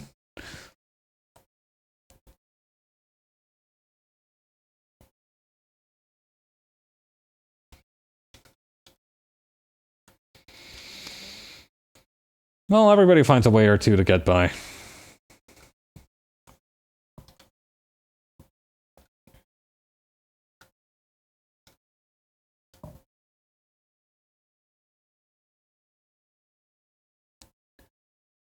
Sometimes it's comforting to think about the fact that people who aren't really decent people can still make a fair living in this world. Mostly because of the fact that you're like, okay, so if they can make it, I can probably make it.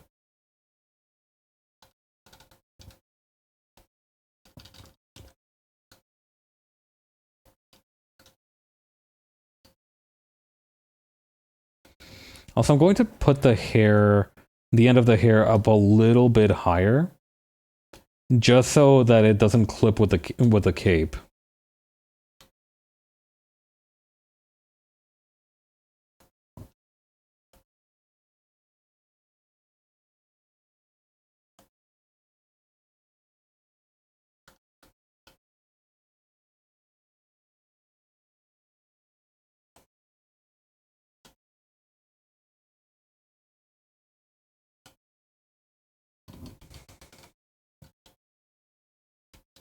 We need this 3-day weekend, if I'm being honest.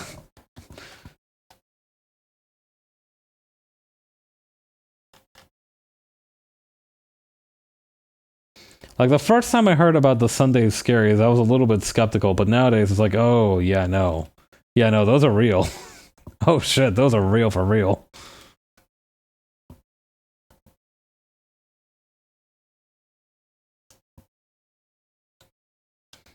It's a little bit difficult to color correct for... Oh, wait, hang on, I missed a couple of parts.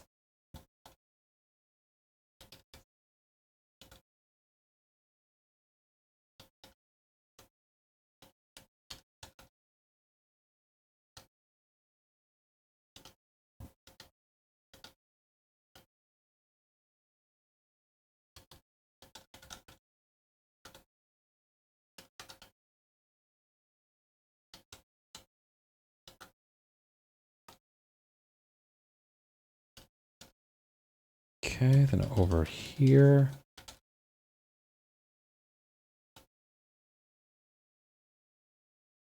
Connect these two.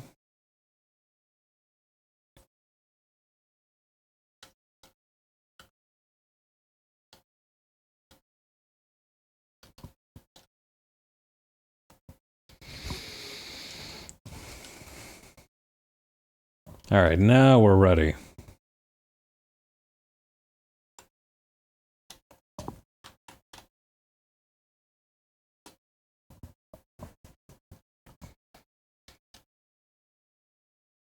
Okay. I guess I should probably also turn off my orange light. Kind of blast my retinas.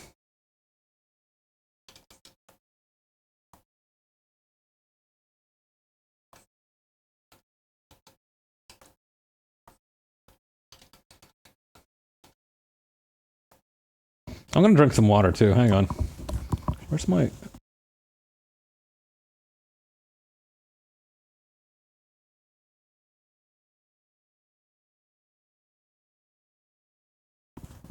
Oh yeah.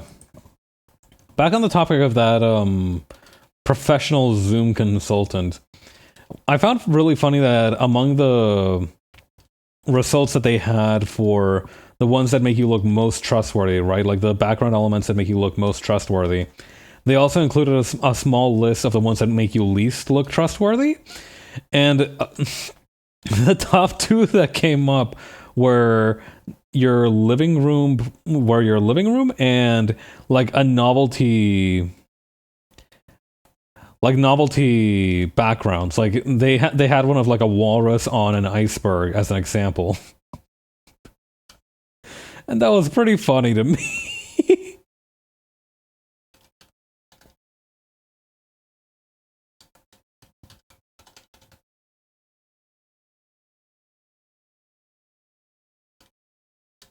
Wait, which... Oh shoot, I am way off base on this layer.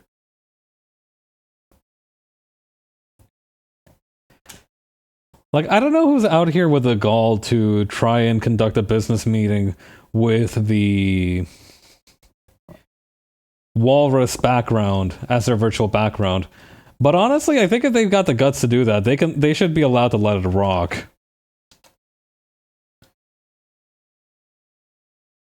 I do worry sometimes for like the professionalism of the current generation.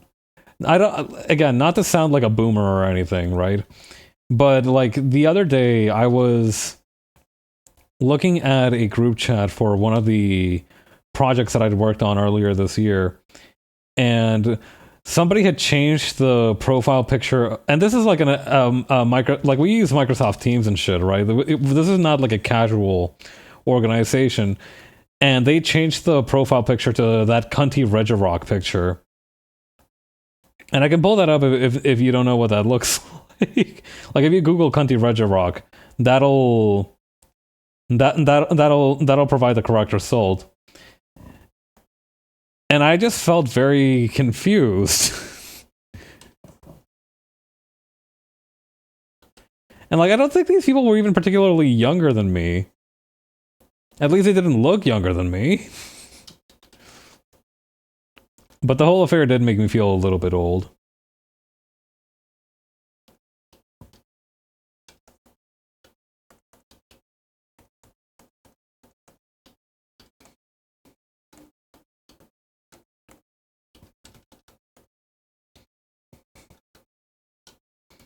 God, I really like how the power stance came out. I'm happy that I decided to go for it.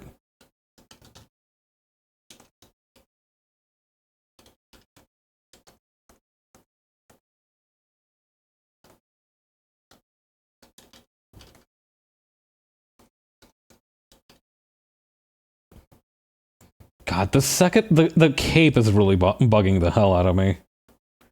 But I think to make it more distinctive from the rest of the hair, I'm going to use like darker or like warmer colors for it.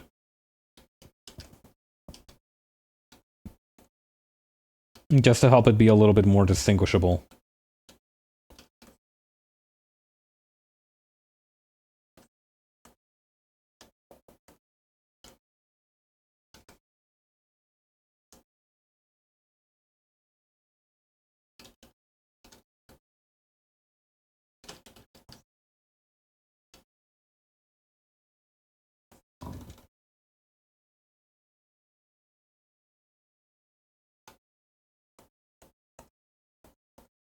Okay, then over here, just add that and add that.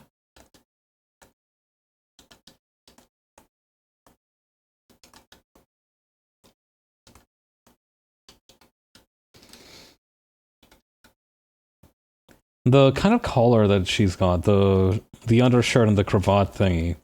Not exactly a cravat. Is it a cummerbund? No, the cummerbund is that thing that you wrap around your waist. So what is this? Where is it? Hang on.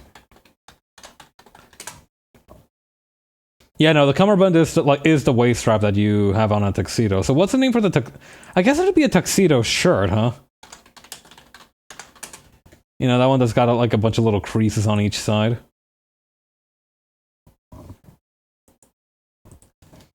For the longest time as a kid, I didn't understand what the difference is between like a normal suit and a tuxedo.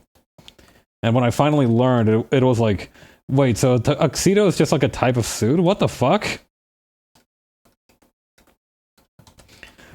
Boy, am I glad that menswear guy from Twitter wasn't around in those days.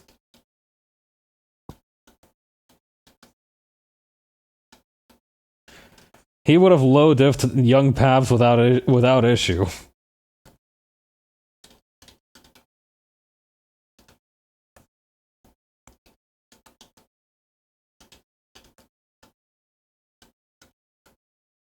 Hmm.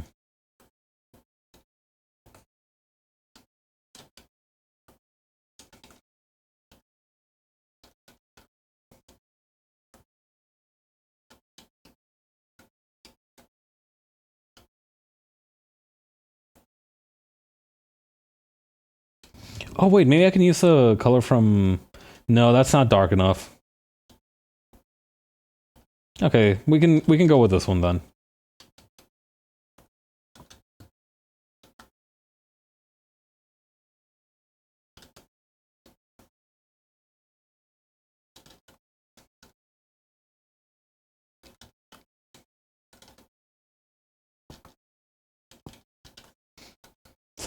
It's like a reddish color, yeah.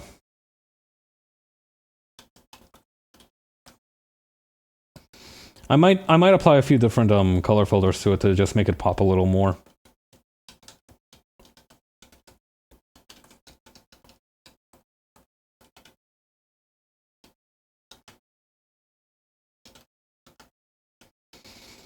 God. The other day I saw this post going around, this poll on Tumblr going around, right? And one of the things that it was talking about was the... What do you call? Was like what your favorite blending mode for layers was. And it's very interesting because my answer has actually changed from what it was. Oh shoot, I forgot about the 2 flower ornaments on the intact horn. That's fine though. Those are just like on the side here. How many petals they got? 6? 6.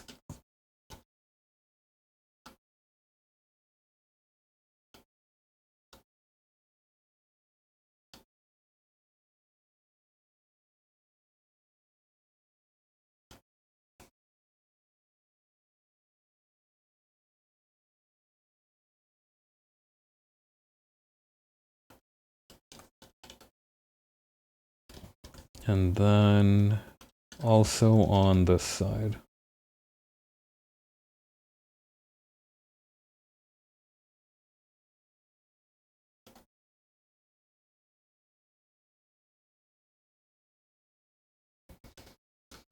I think I should probably try to put it on the inside of the horn, even if it goes against the model.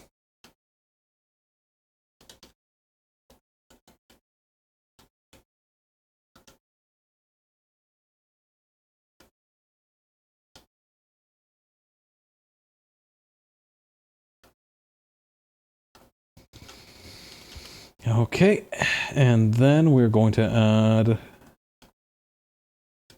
the other petal, 6 petal flower.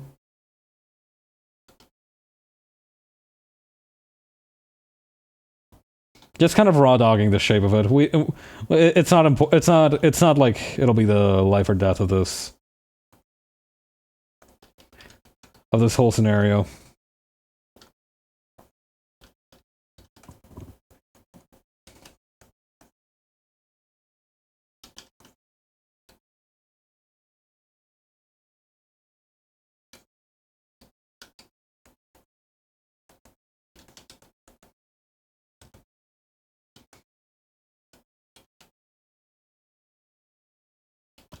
Let's make this ornament thingy the same color as her cravat thingy.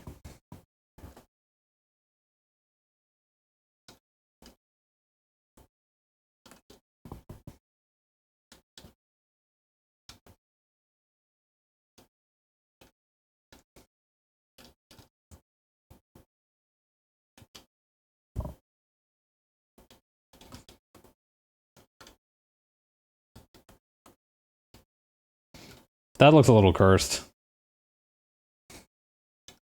Well, it is what it is.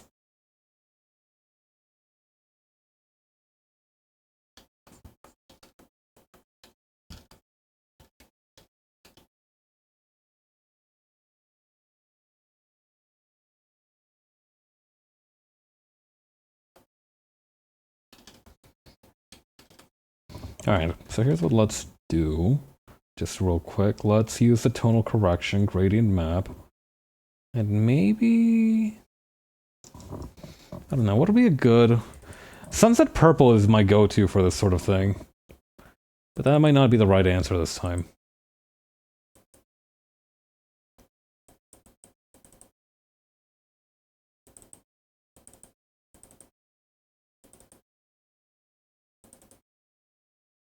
Ooh, I kind of like the idea of using this purplish one. Well, this one might also be useful. Let's try going for this one first.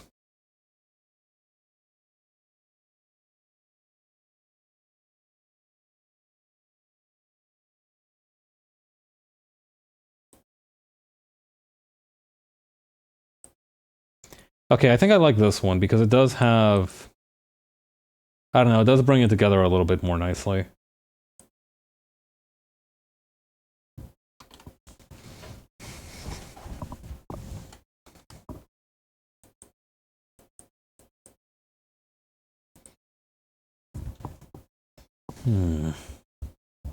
Okay, from here, we're also missing this little, like, dotted line here.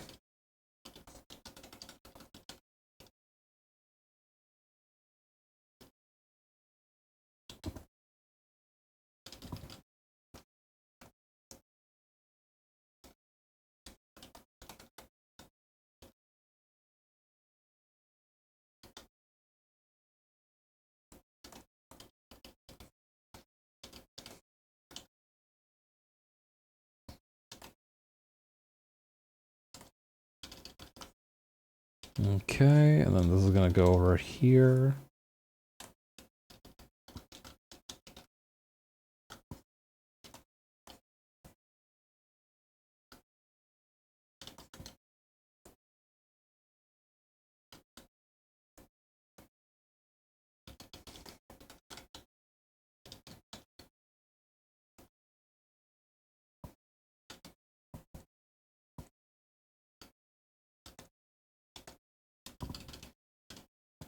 Nope, needs to be more angled.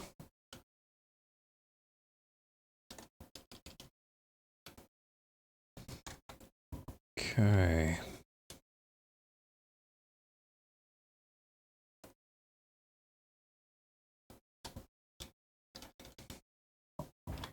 Why did it, I wonder why it didn't select that part. Very strange. Okay, but I think I see what I need to do.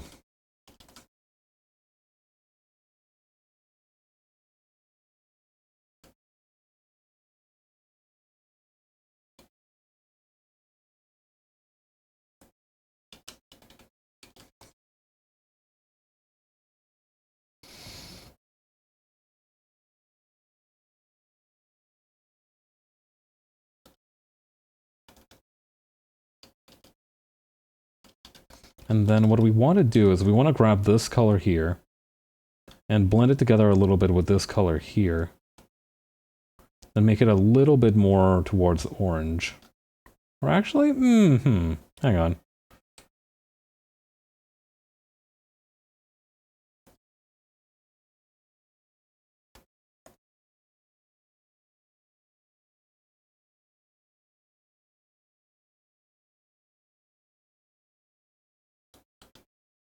And then over here we have...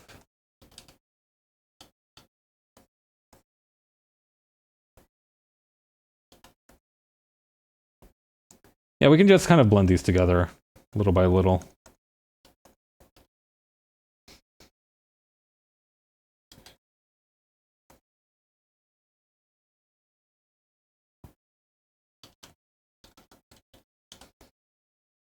And we can also do a little something here as well, as a little trick of the light. We can kind of emphasize the existence of irises without actually adding one there. By just making a big hole down here.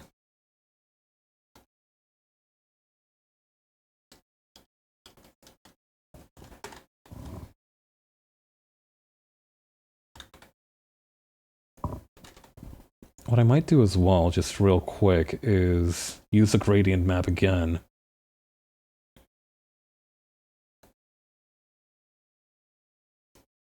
That is really red.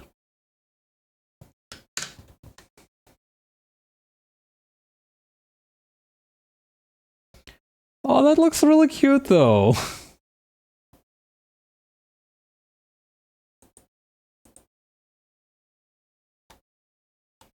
Hang on. First, let's save our work. That would probably be a good idea. Then what we can do is, because I'm pretty sure we still have the original layer, we can use the soft eraser, or maybe even the gradient. There we go. That looks really nice. I like that.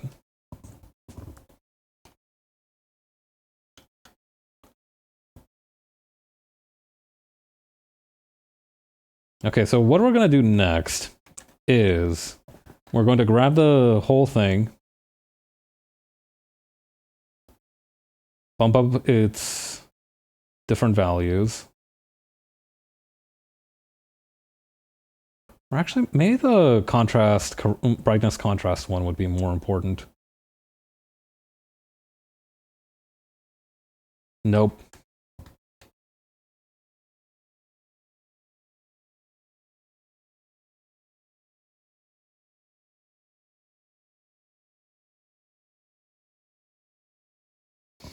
But yeah, the purpose of this is just so we can have...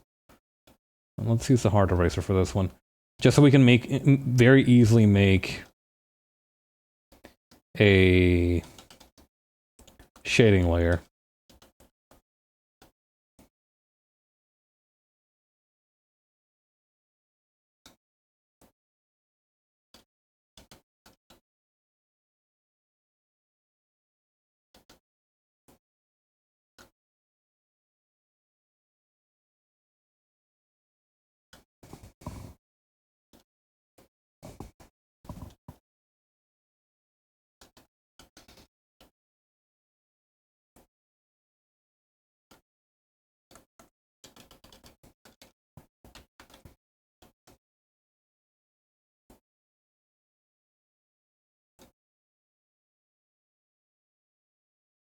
And over like this.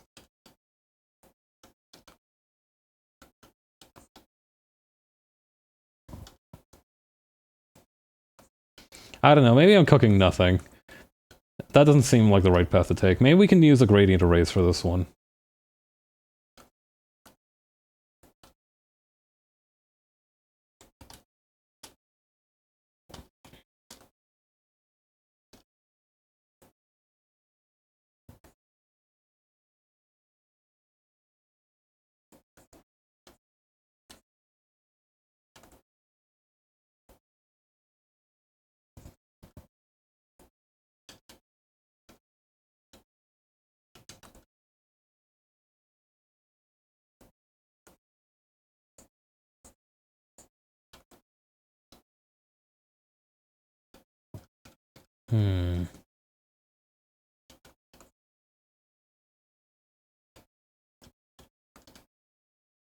No, that still doesn't seem right.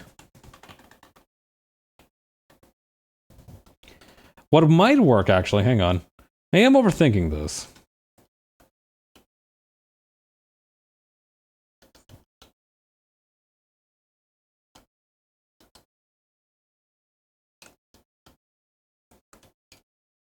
Oh yeah, there we go.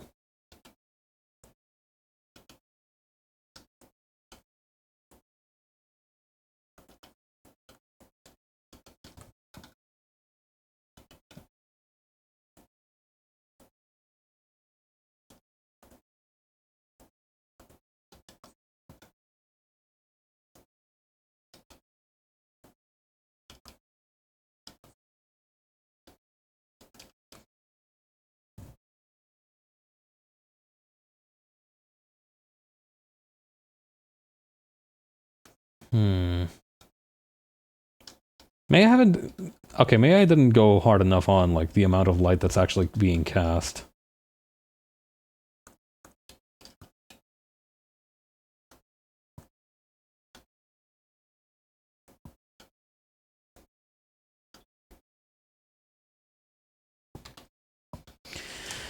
Okay, then over here...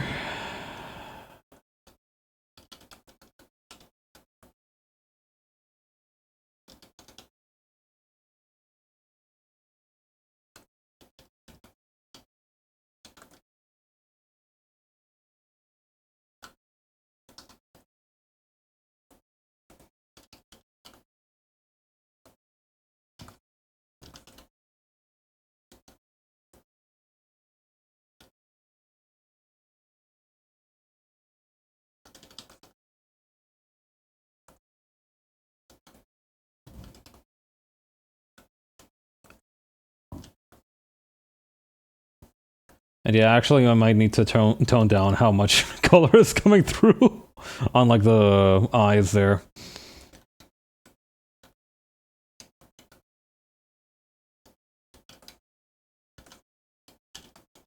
She's got, like, these very rosy little cheeks.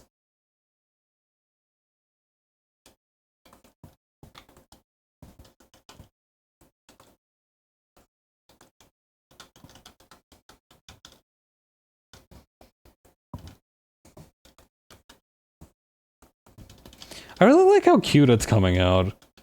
I don't know, I feel like I'm one of those people who just is not particularly skilled at making cute things, so whenever it goes well, it's not necessarily surprising, but it is a relief.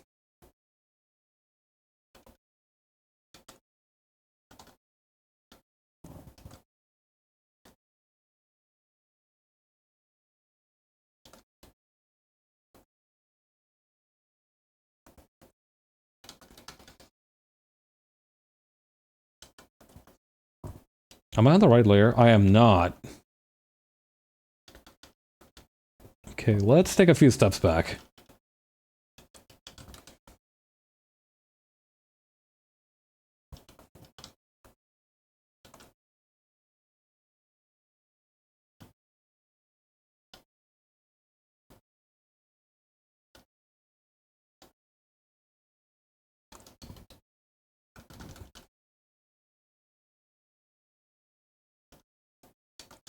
I guess she's just not gonna have a nose. Tragically. Unless...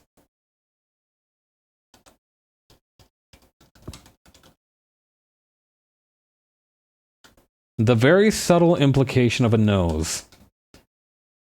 Today, I am a genius.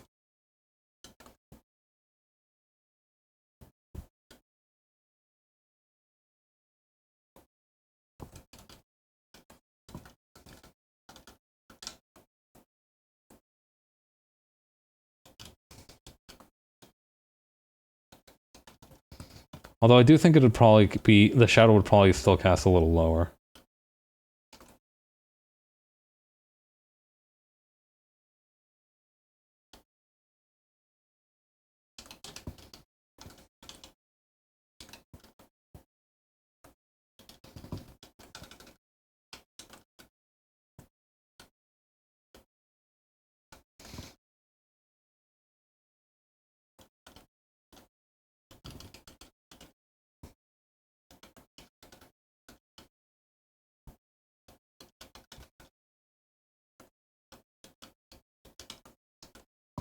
Okay, then we're gonna go back here and just...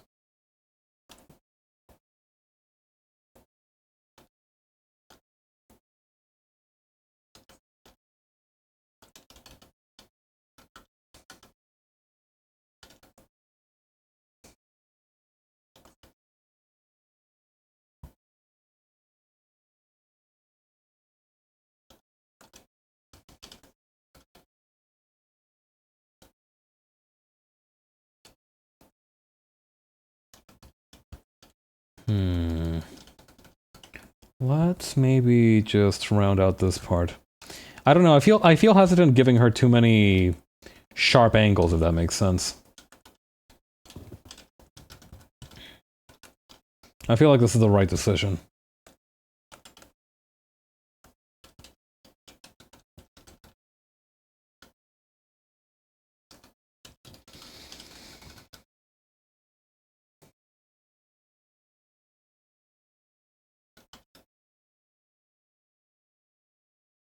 I wonder if I could manipulate the color of the shadows cast on the dress here to make the rest of it look redder than it actually is.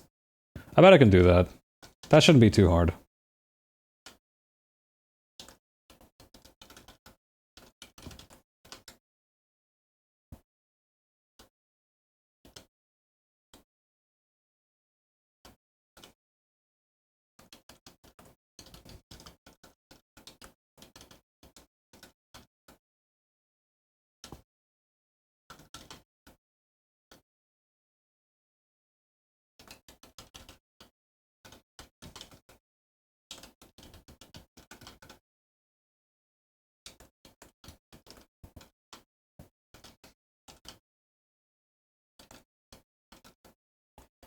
Yeah, okay.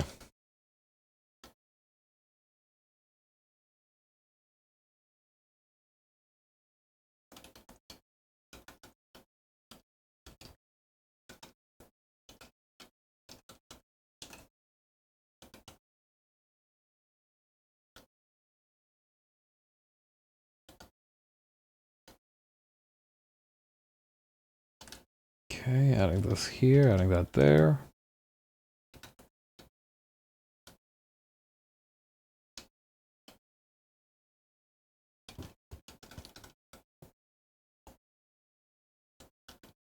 Okay. And now we can add a few more bits here and there. Just kind of continue emphasizing the relationship between shadow and light.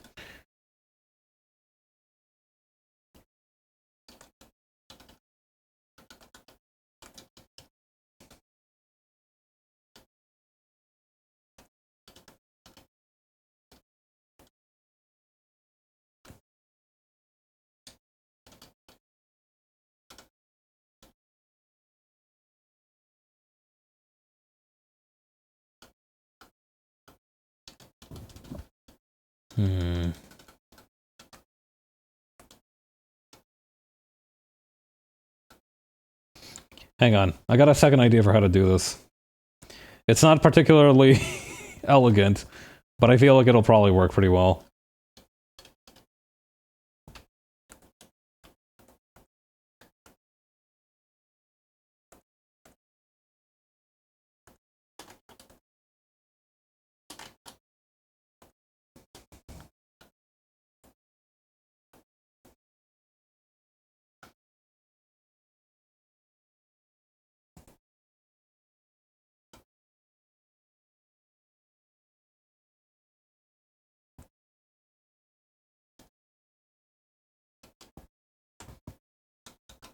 And then just doing it like this.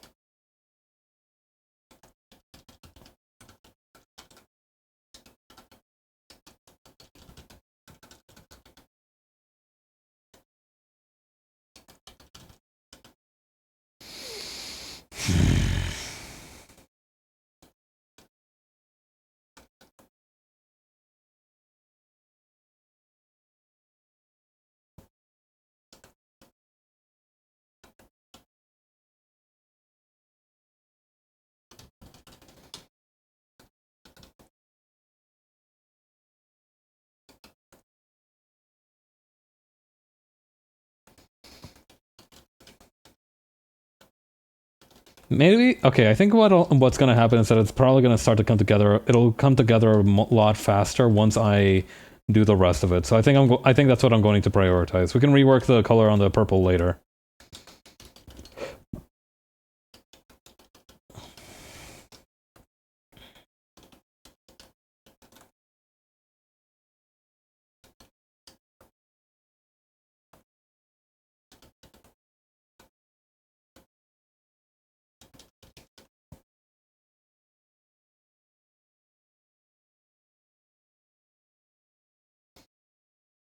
Is all of this really necessary?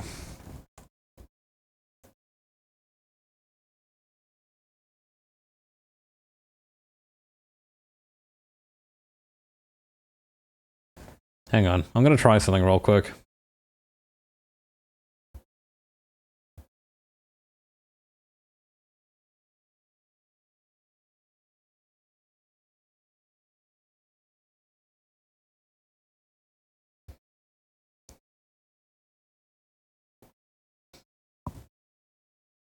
Okay. Here's how let's do it. We'll overlay the original dress. And use maybe... Oh, that's a really good pink. But not what we're looking for. Yeah, probably like this.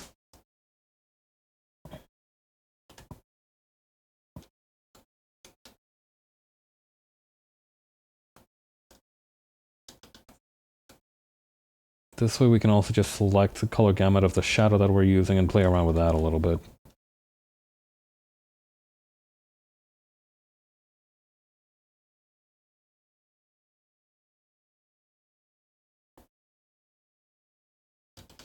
And see, now we can see that the main issue that was causing it to look like that was that it was a little bit too dark. So if we just go to the specific part, increase the brightness, increase the contrast.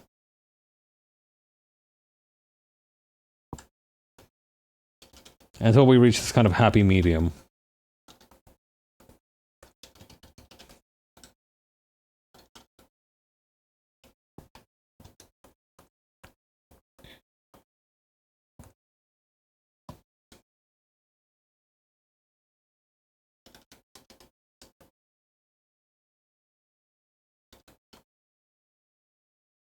Okay.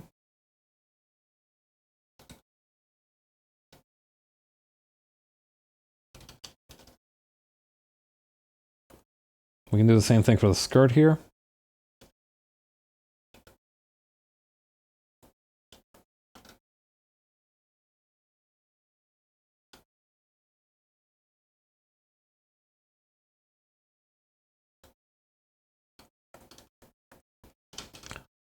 I think one of the things that I need to work on as an artist is to make sure that I can keep the scope of the drawing in check.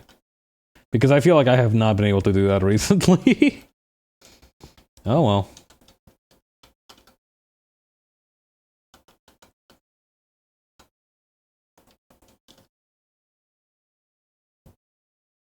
Like, I had meant to wrap this drawing up in like maybe half an hour. Probably like maybe an hour and a half tops, and it's already like been quite a bit more than that. That's how it happens, I guess. I think he's getting too bitter about it.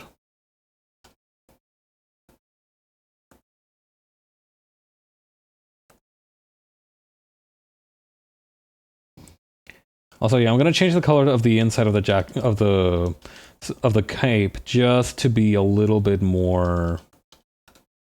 How do I say this? Like, consistent with the hair color, because it's the exact same color on the model, so it really shouldn't look too different.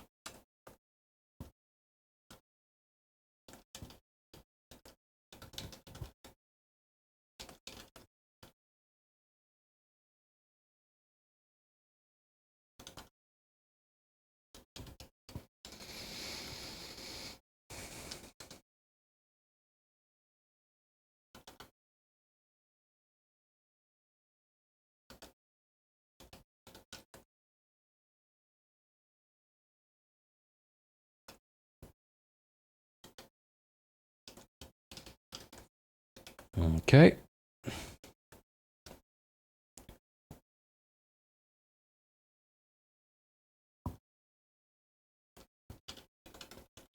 Put this over here. Clean this up a little bit.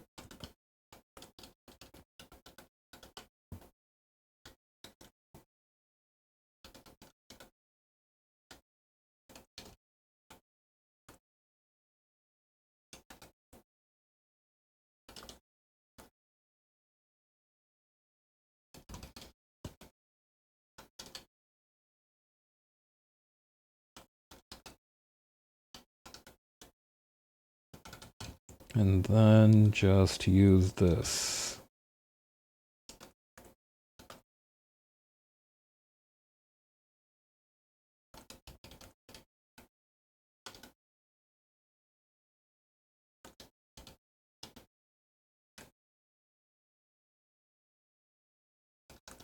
And we can add a few things here and there for the ornaments. So for example, I want the hair ornament over here to have its shadow be a little bit more emphasized. Likewise for this one.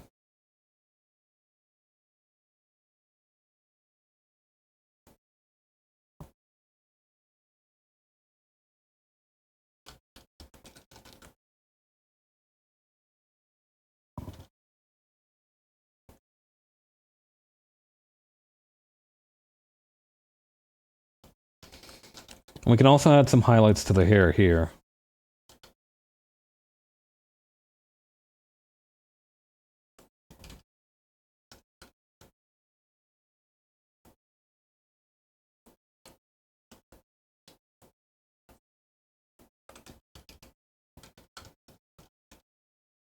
Oh, Acreus! Hello, everybody! I'm Paps, a racing VTuber and an artist, and today we're doing a little bit of fan art. How y'all doing? How was your stream? Were you playing Black Panther again? Hang on, slash, shout out. Acreus Workshop. So yeah, as always, if you need to take a break after your stream, feel free to keep on by. But if you want to stay for a minute and, you know, chat for a while, I'm more than happy to do that. You're more than welcome. Either way. Finished 2 this time, so I'm on to 5 soon. Sick. God, I want to play more of the Yakuza games. Saw the wet cat risen had to come. Yeah, no, I don't know. There's something that's so compelling about this model to me.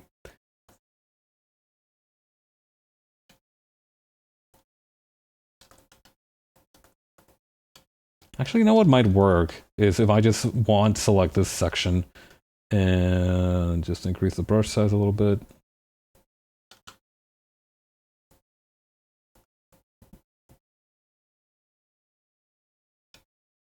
No. That's not gonna fly. What might help actually is if I do this on a different layer.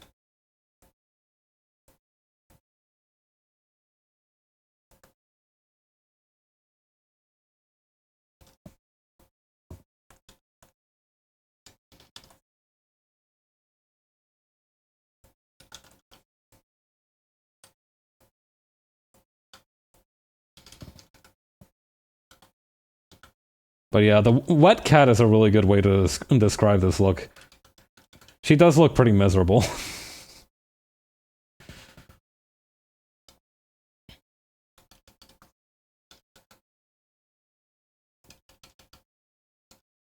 Actually, what might help a little bit as well is if I use the liquify tool and just curve this inward a little bit more.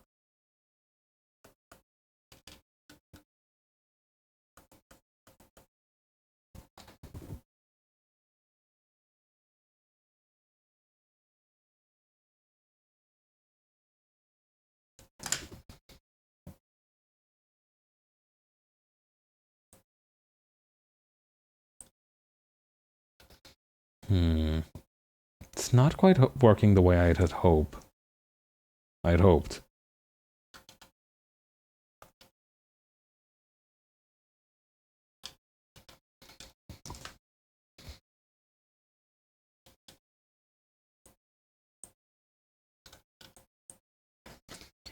Wait, I think I know what might be happening here. I need to blur them.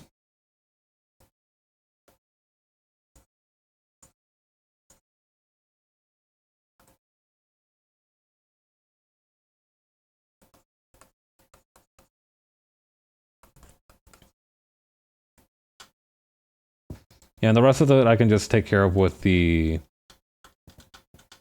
Hang on. With, like, the actual opacity of the layer. That should work. Maybe I can make it even maybe a little bit less saturated and more, like, veering towards white.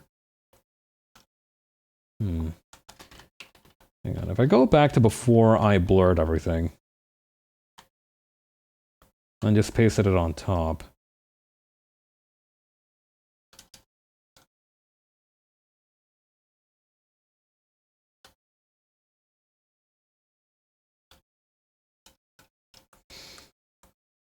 It occurs to me that I don't really know or understand how to do hair highlights. It's quite troubling.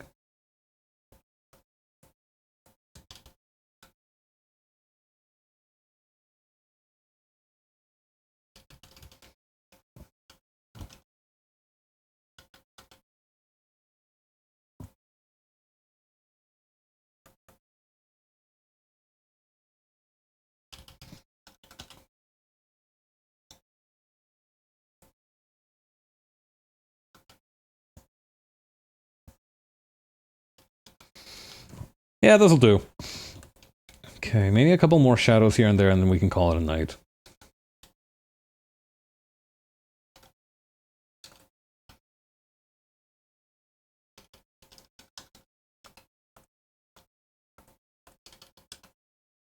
Whenever I accidentally just put a few little dots there, instead of using the fill tool like I'm trying to do, it feels a little bit like... Have you ever had a doctor miss your vein or whatever when they were trying to like draw your blood or give you an injection? Has that ever happened to you?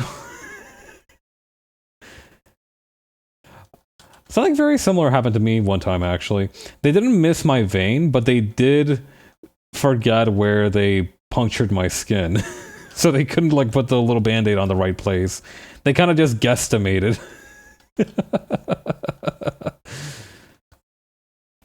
Really funny. Like the doctor felt very sorry about it. I do have to admire the audacity of asking me, of all people, like, do you remember where I stabbed you? Like, bro.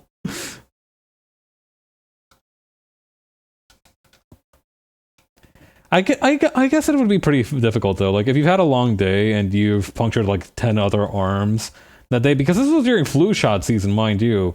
So it makes sense that they were probably, like, not in their best shape. You know, they probably had a long day of jabbing people in the arm. So I don't particularly hold it against them, but again, it is really funny for someone to ask you where they stabbed you.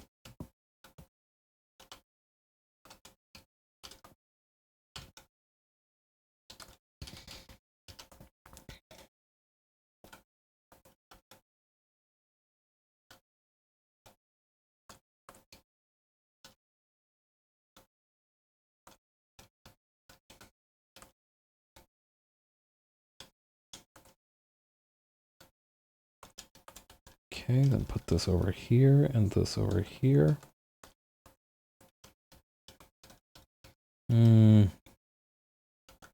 Not quite.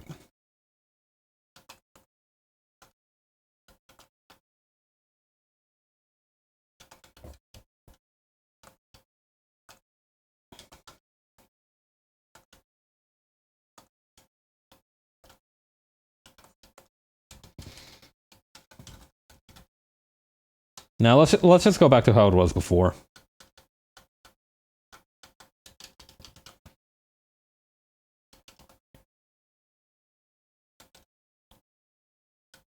I should also add some shadows of the hair here.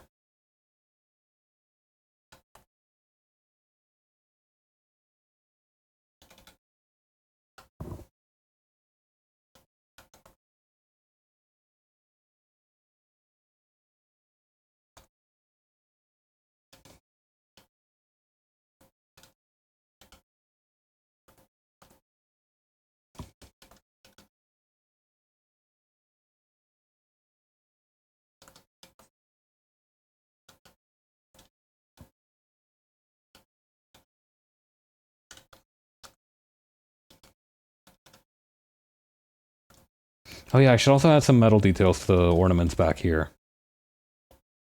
Before I forgot.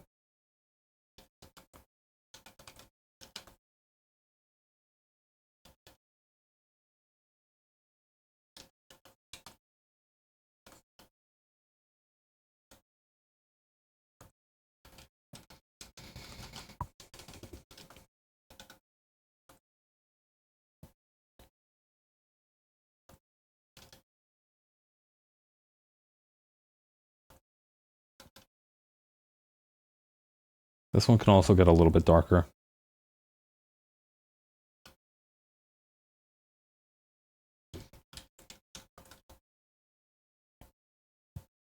God, I remember one of my back in middle school, right?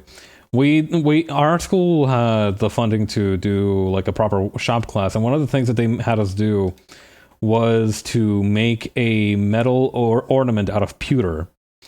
And I made like this like annoyingly elaborate like little gear shaped thing because I was a huge fan of Bastion at the time, the video game, not the video game character.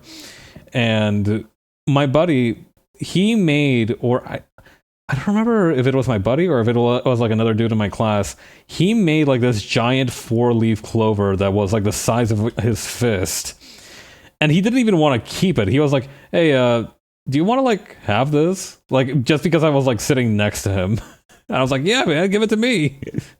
So I basically had the world's shittiest ninja star for like 3 years in high school because of that incident.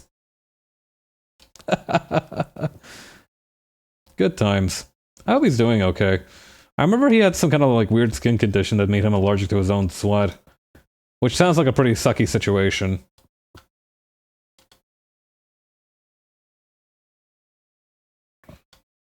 I also have some skin problems, but thankfully they're not that bad. They were worse when I was a kid, but they're pretty good now. But yeah, skin problems and back problems, those are the worst ones. I feel.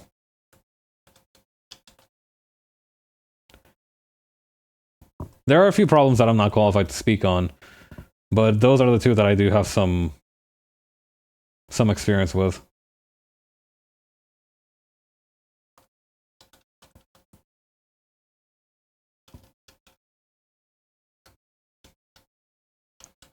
Okay, then over here.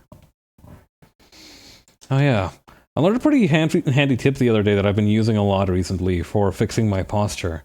Apparently, if you're sitting correctly, your posture should have at least at your desk, right? Your hips, your shoulders, and your ears should be aligned when you're sitting down. So if you were to draw a vertical line on your body and your hips and your ears were on the same line and your shoulders as well, then you're doing pretty well. That's how you know you're doing it right.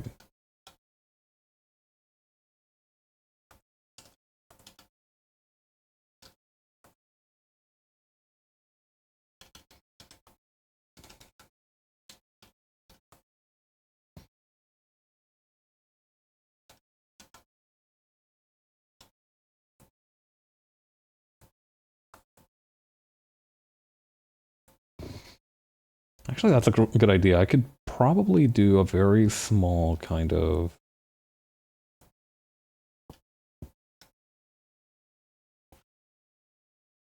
airbrush shine here.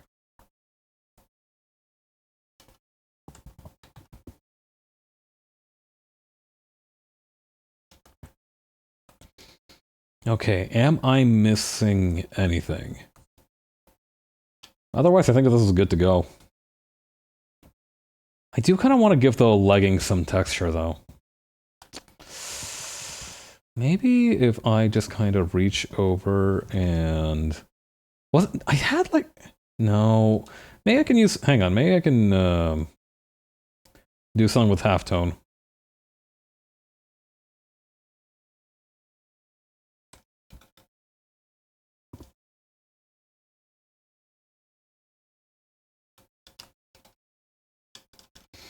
Yeah, that's pretty good.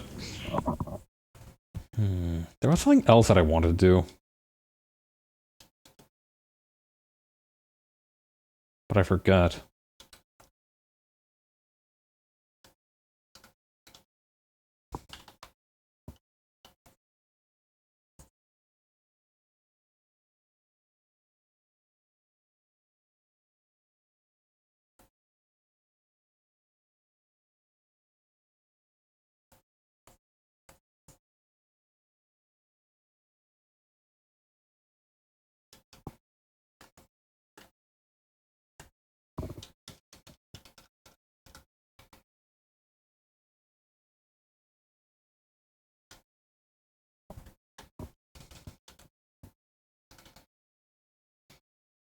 Yeah, it's not coming to me. There was like one more thing that I wanted to be aware of.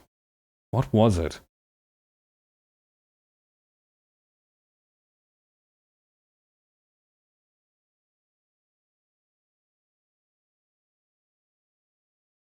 Was it something to do with the hair? No, I don't think so. Oh, the shadow here could use a little bit of a tune-up.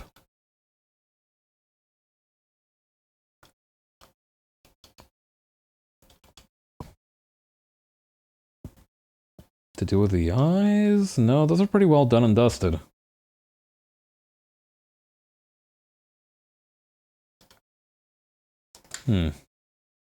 It's hard to think about. For the time being, let's do this. Let's set up like a 3000 by 3000 canvas. Or actually, let's do it like this. Hang on. Edit, rotate or flip canvas, 90 degrees clockwise. Alright, so here's what let's... Wait, no, now I remember. I wanted to do... Okay, thank goodness I remembered. I wanted to do something with the... Hang on. With the actual skin... With the line art color. That's it.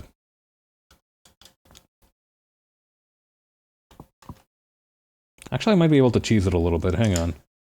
So if I filter, blur, Gaussian blur, this by a little bit like this. Not that much. But by that much. And then I clip this. And then...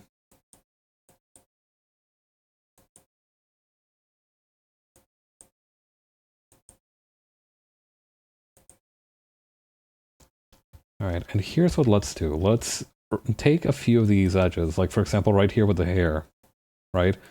We restore the kind of more original, darker line art.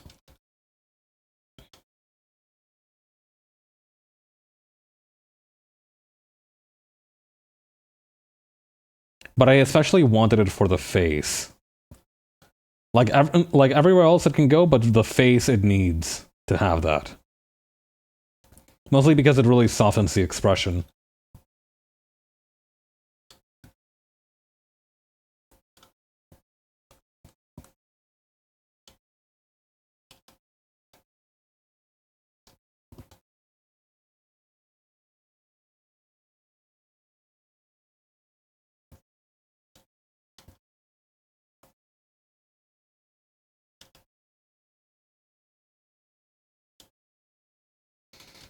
There we go. Now she's ready.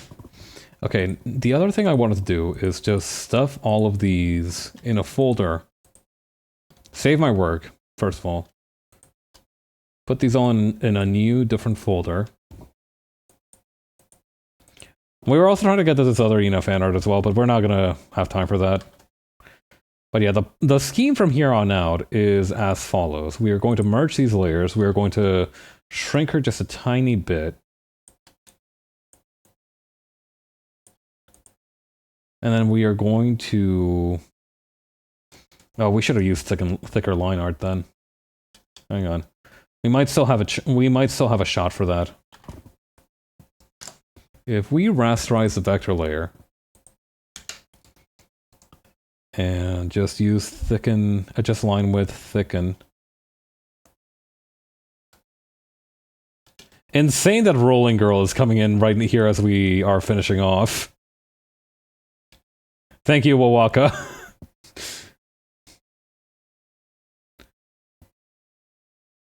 And yeah, let's focus on, like, especially the edges.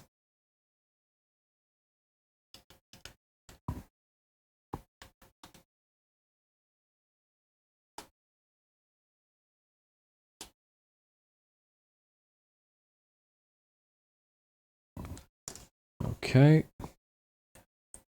Watch your eyes, I'm about to make the background white.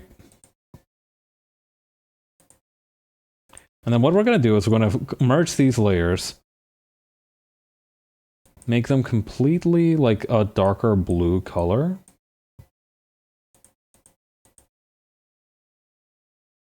Put them beneath the original.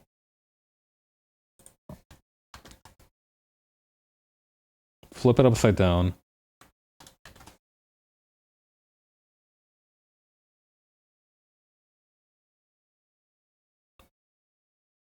This really gives like that I threw up kind of energy, huh?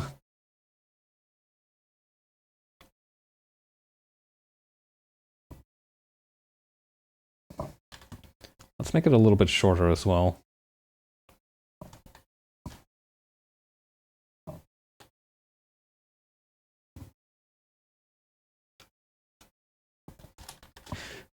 This looks a little... I feel a little bad. This looks really... This came out like very well, but it also looks very pathetic. I'm not sure I should say that. I feel like I did an excellent job.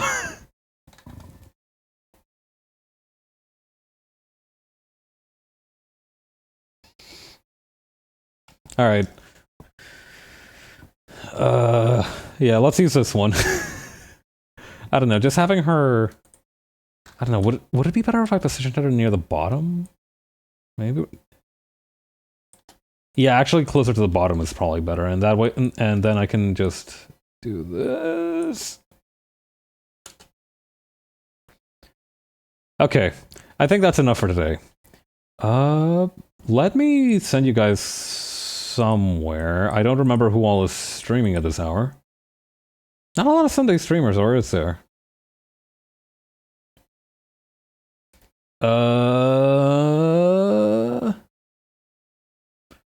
I'm gonna send you all to the chickens.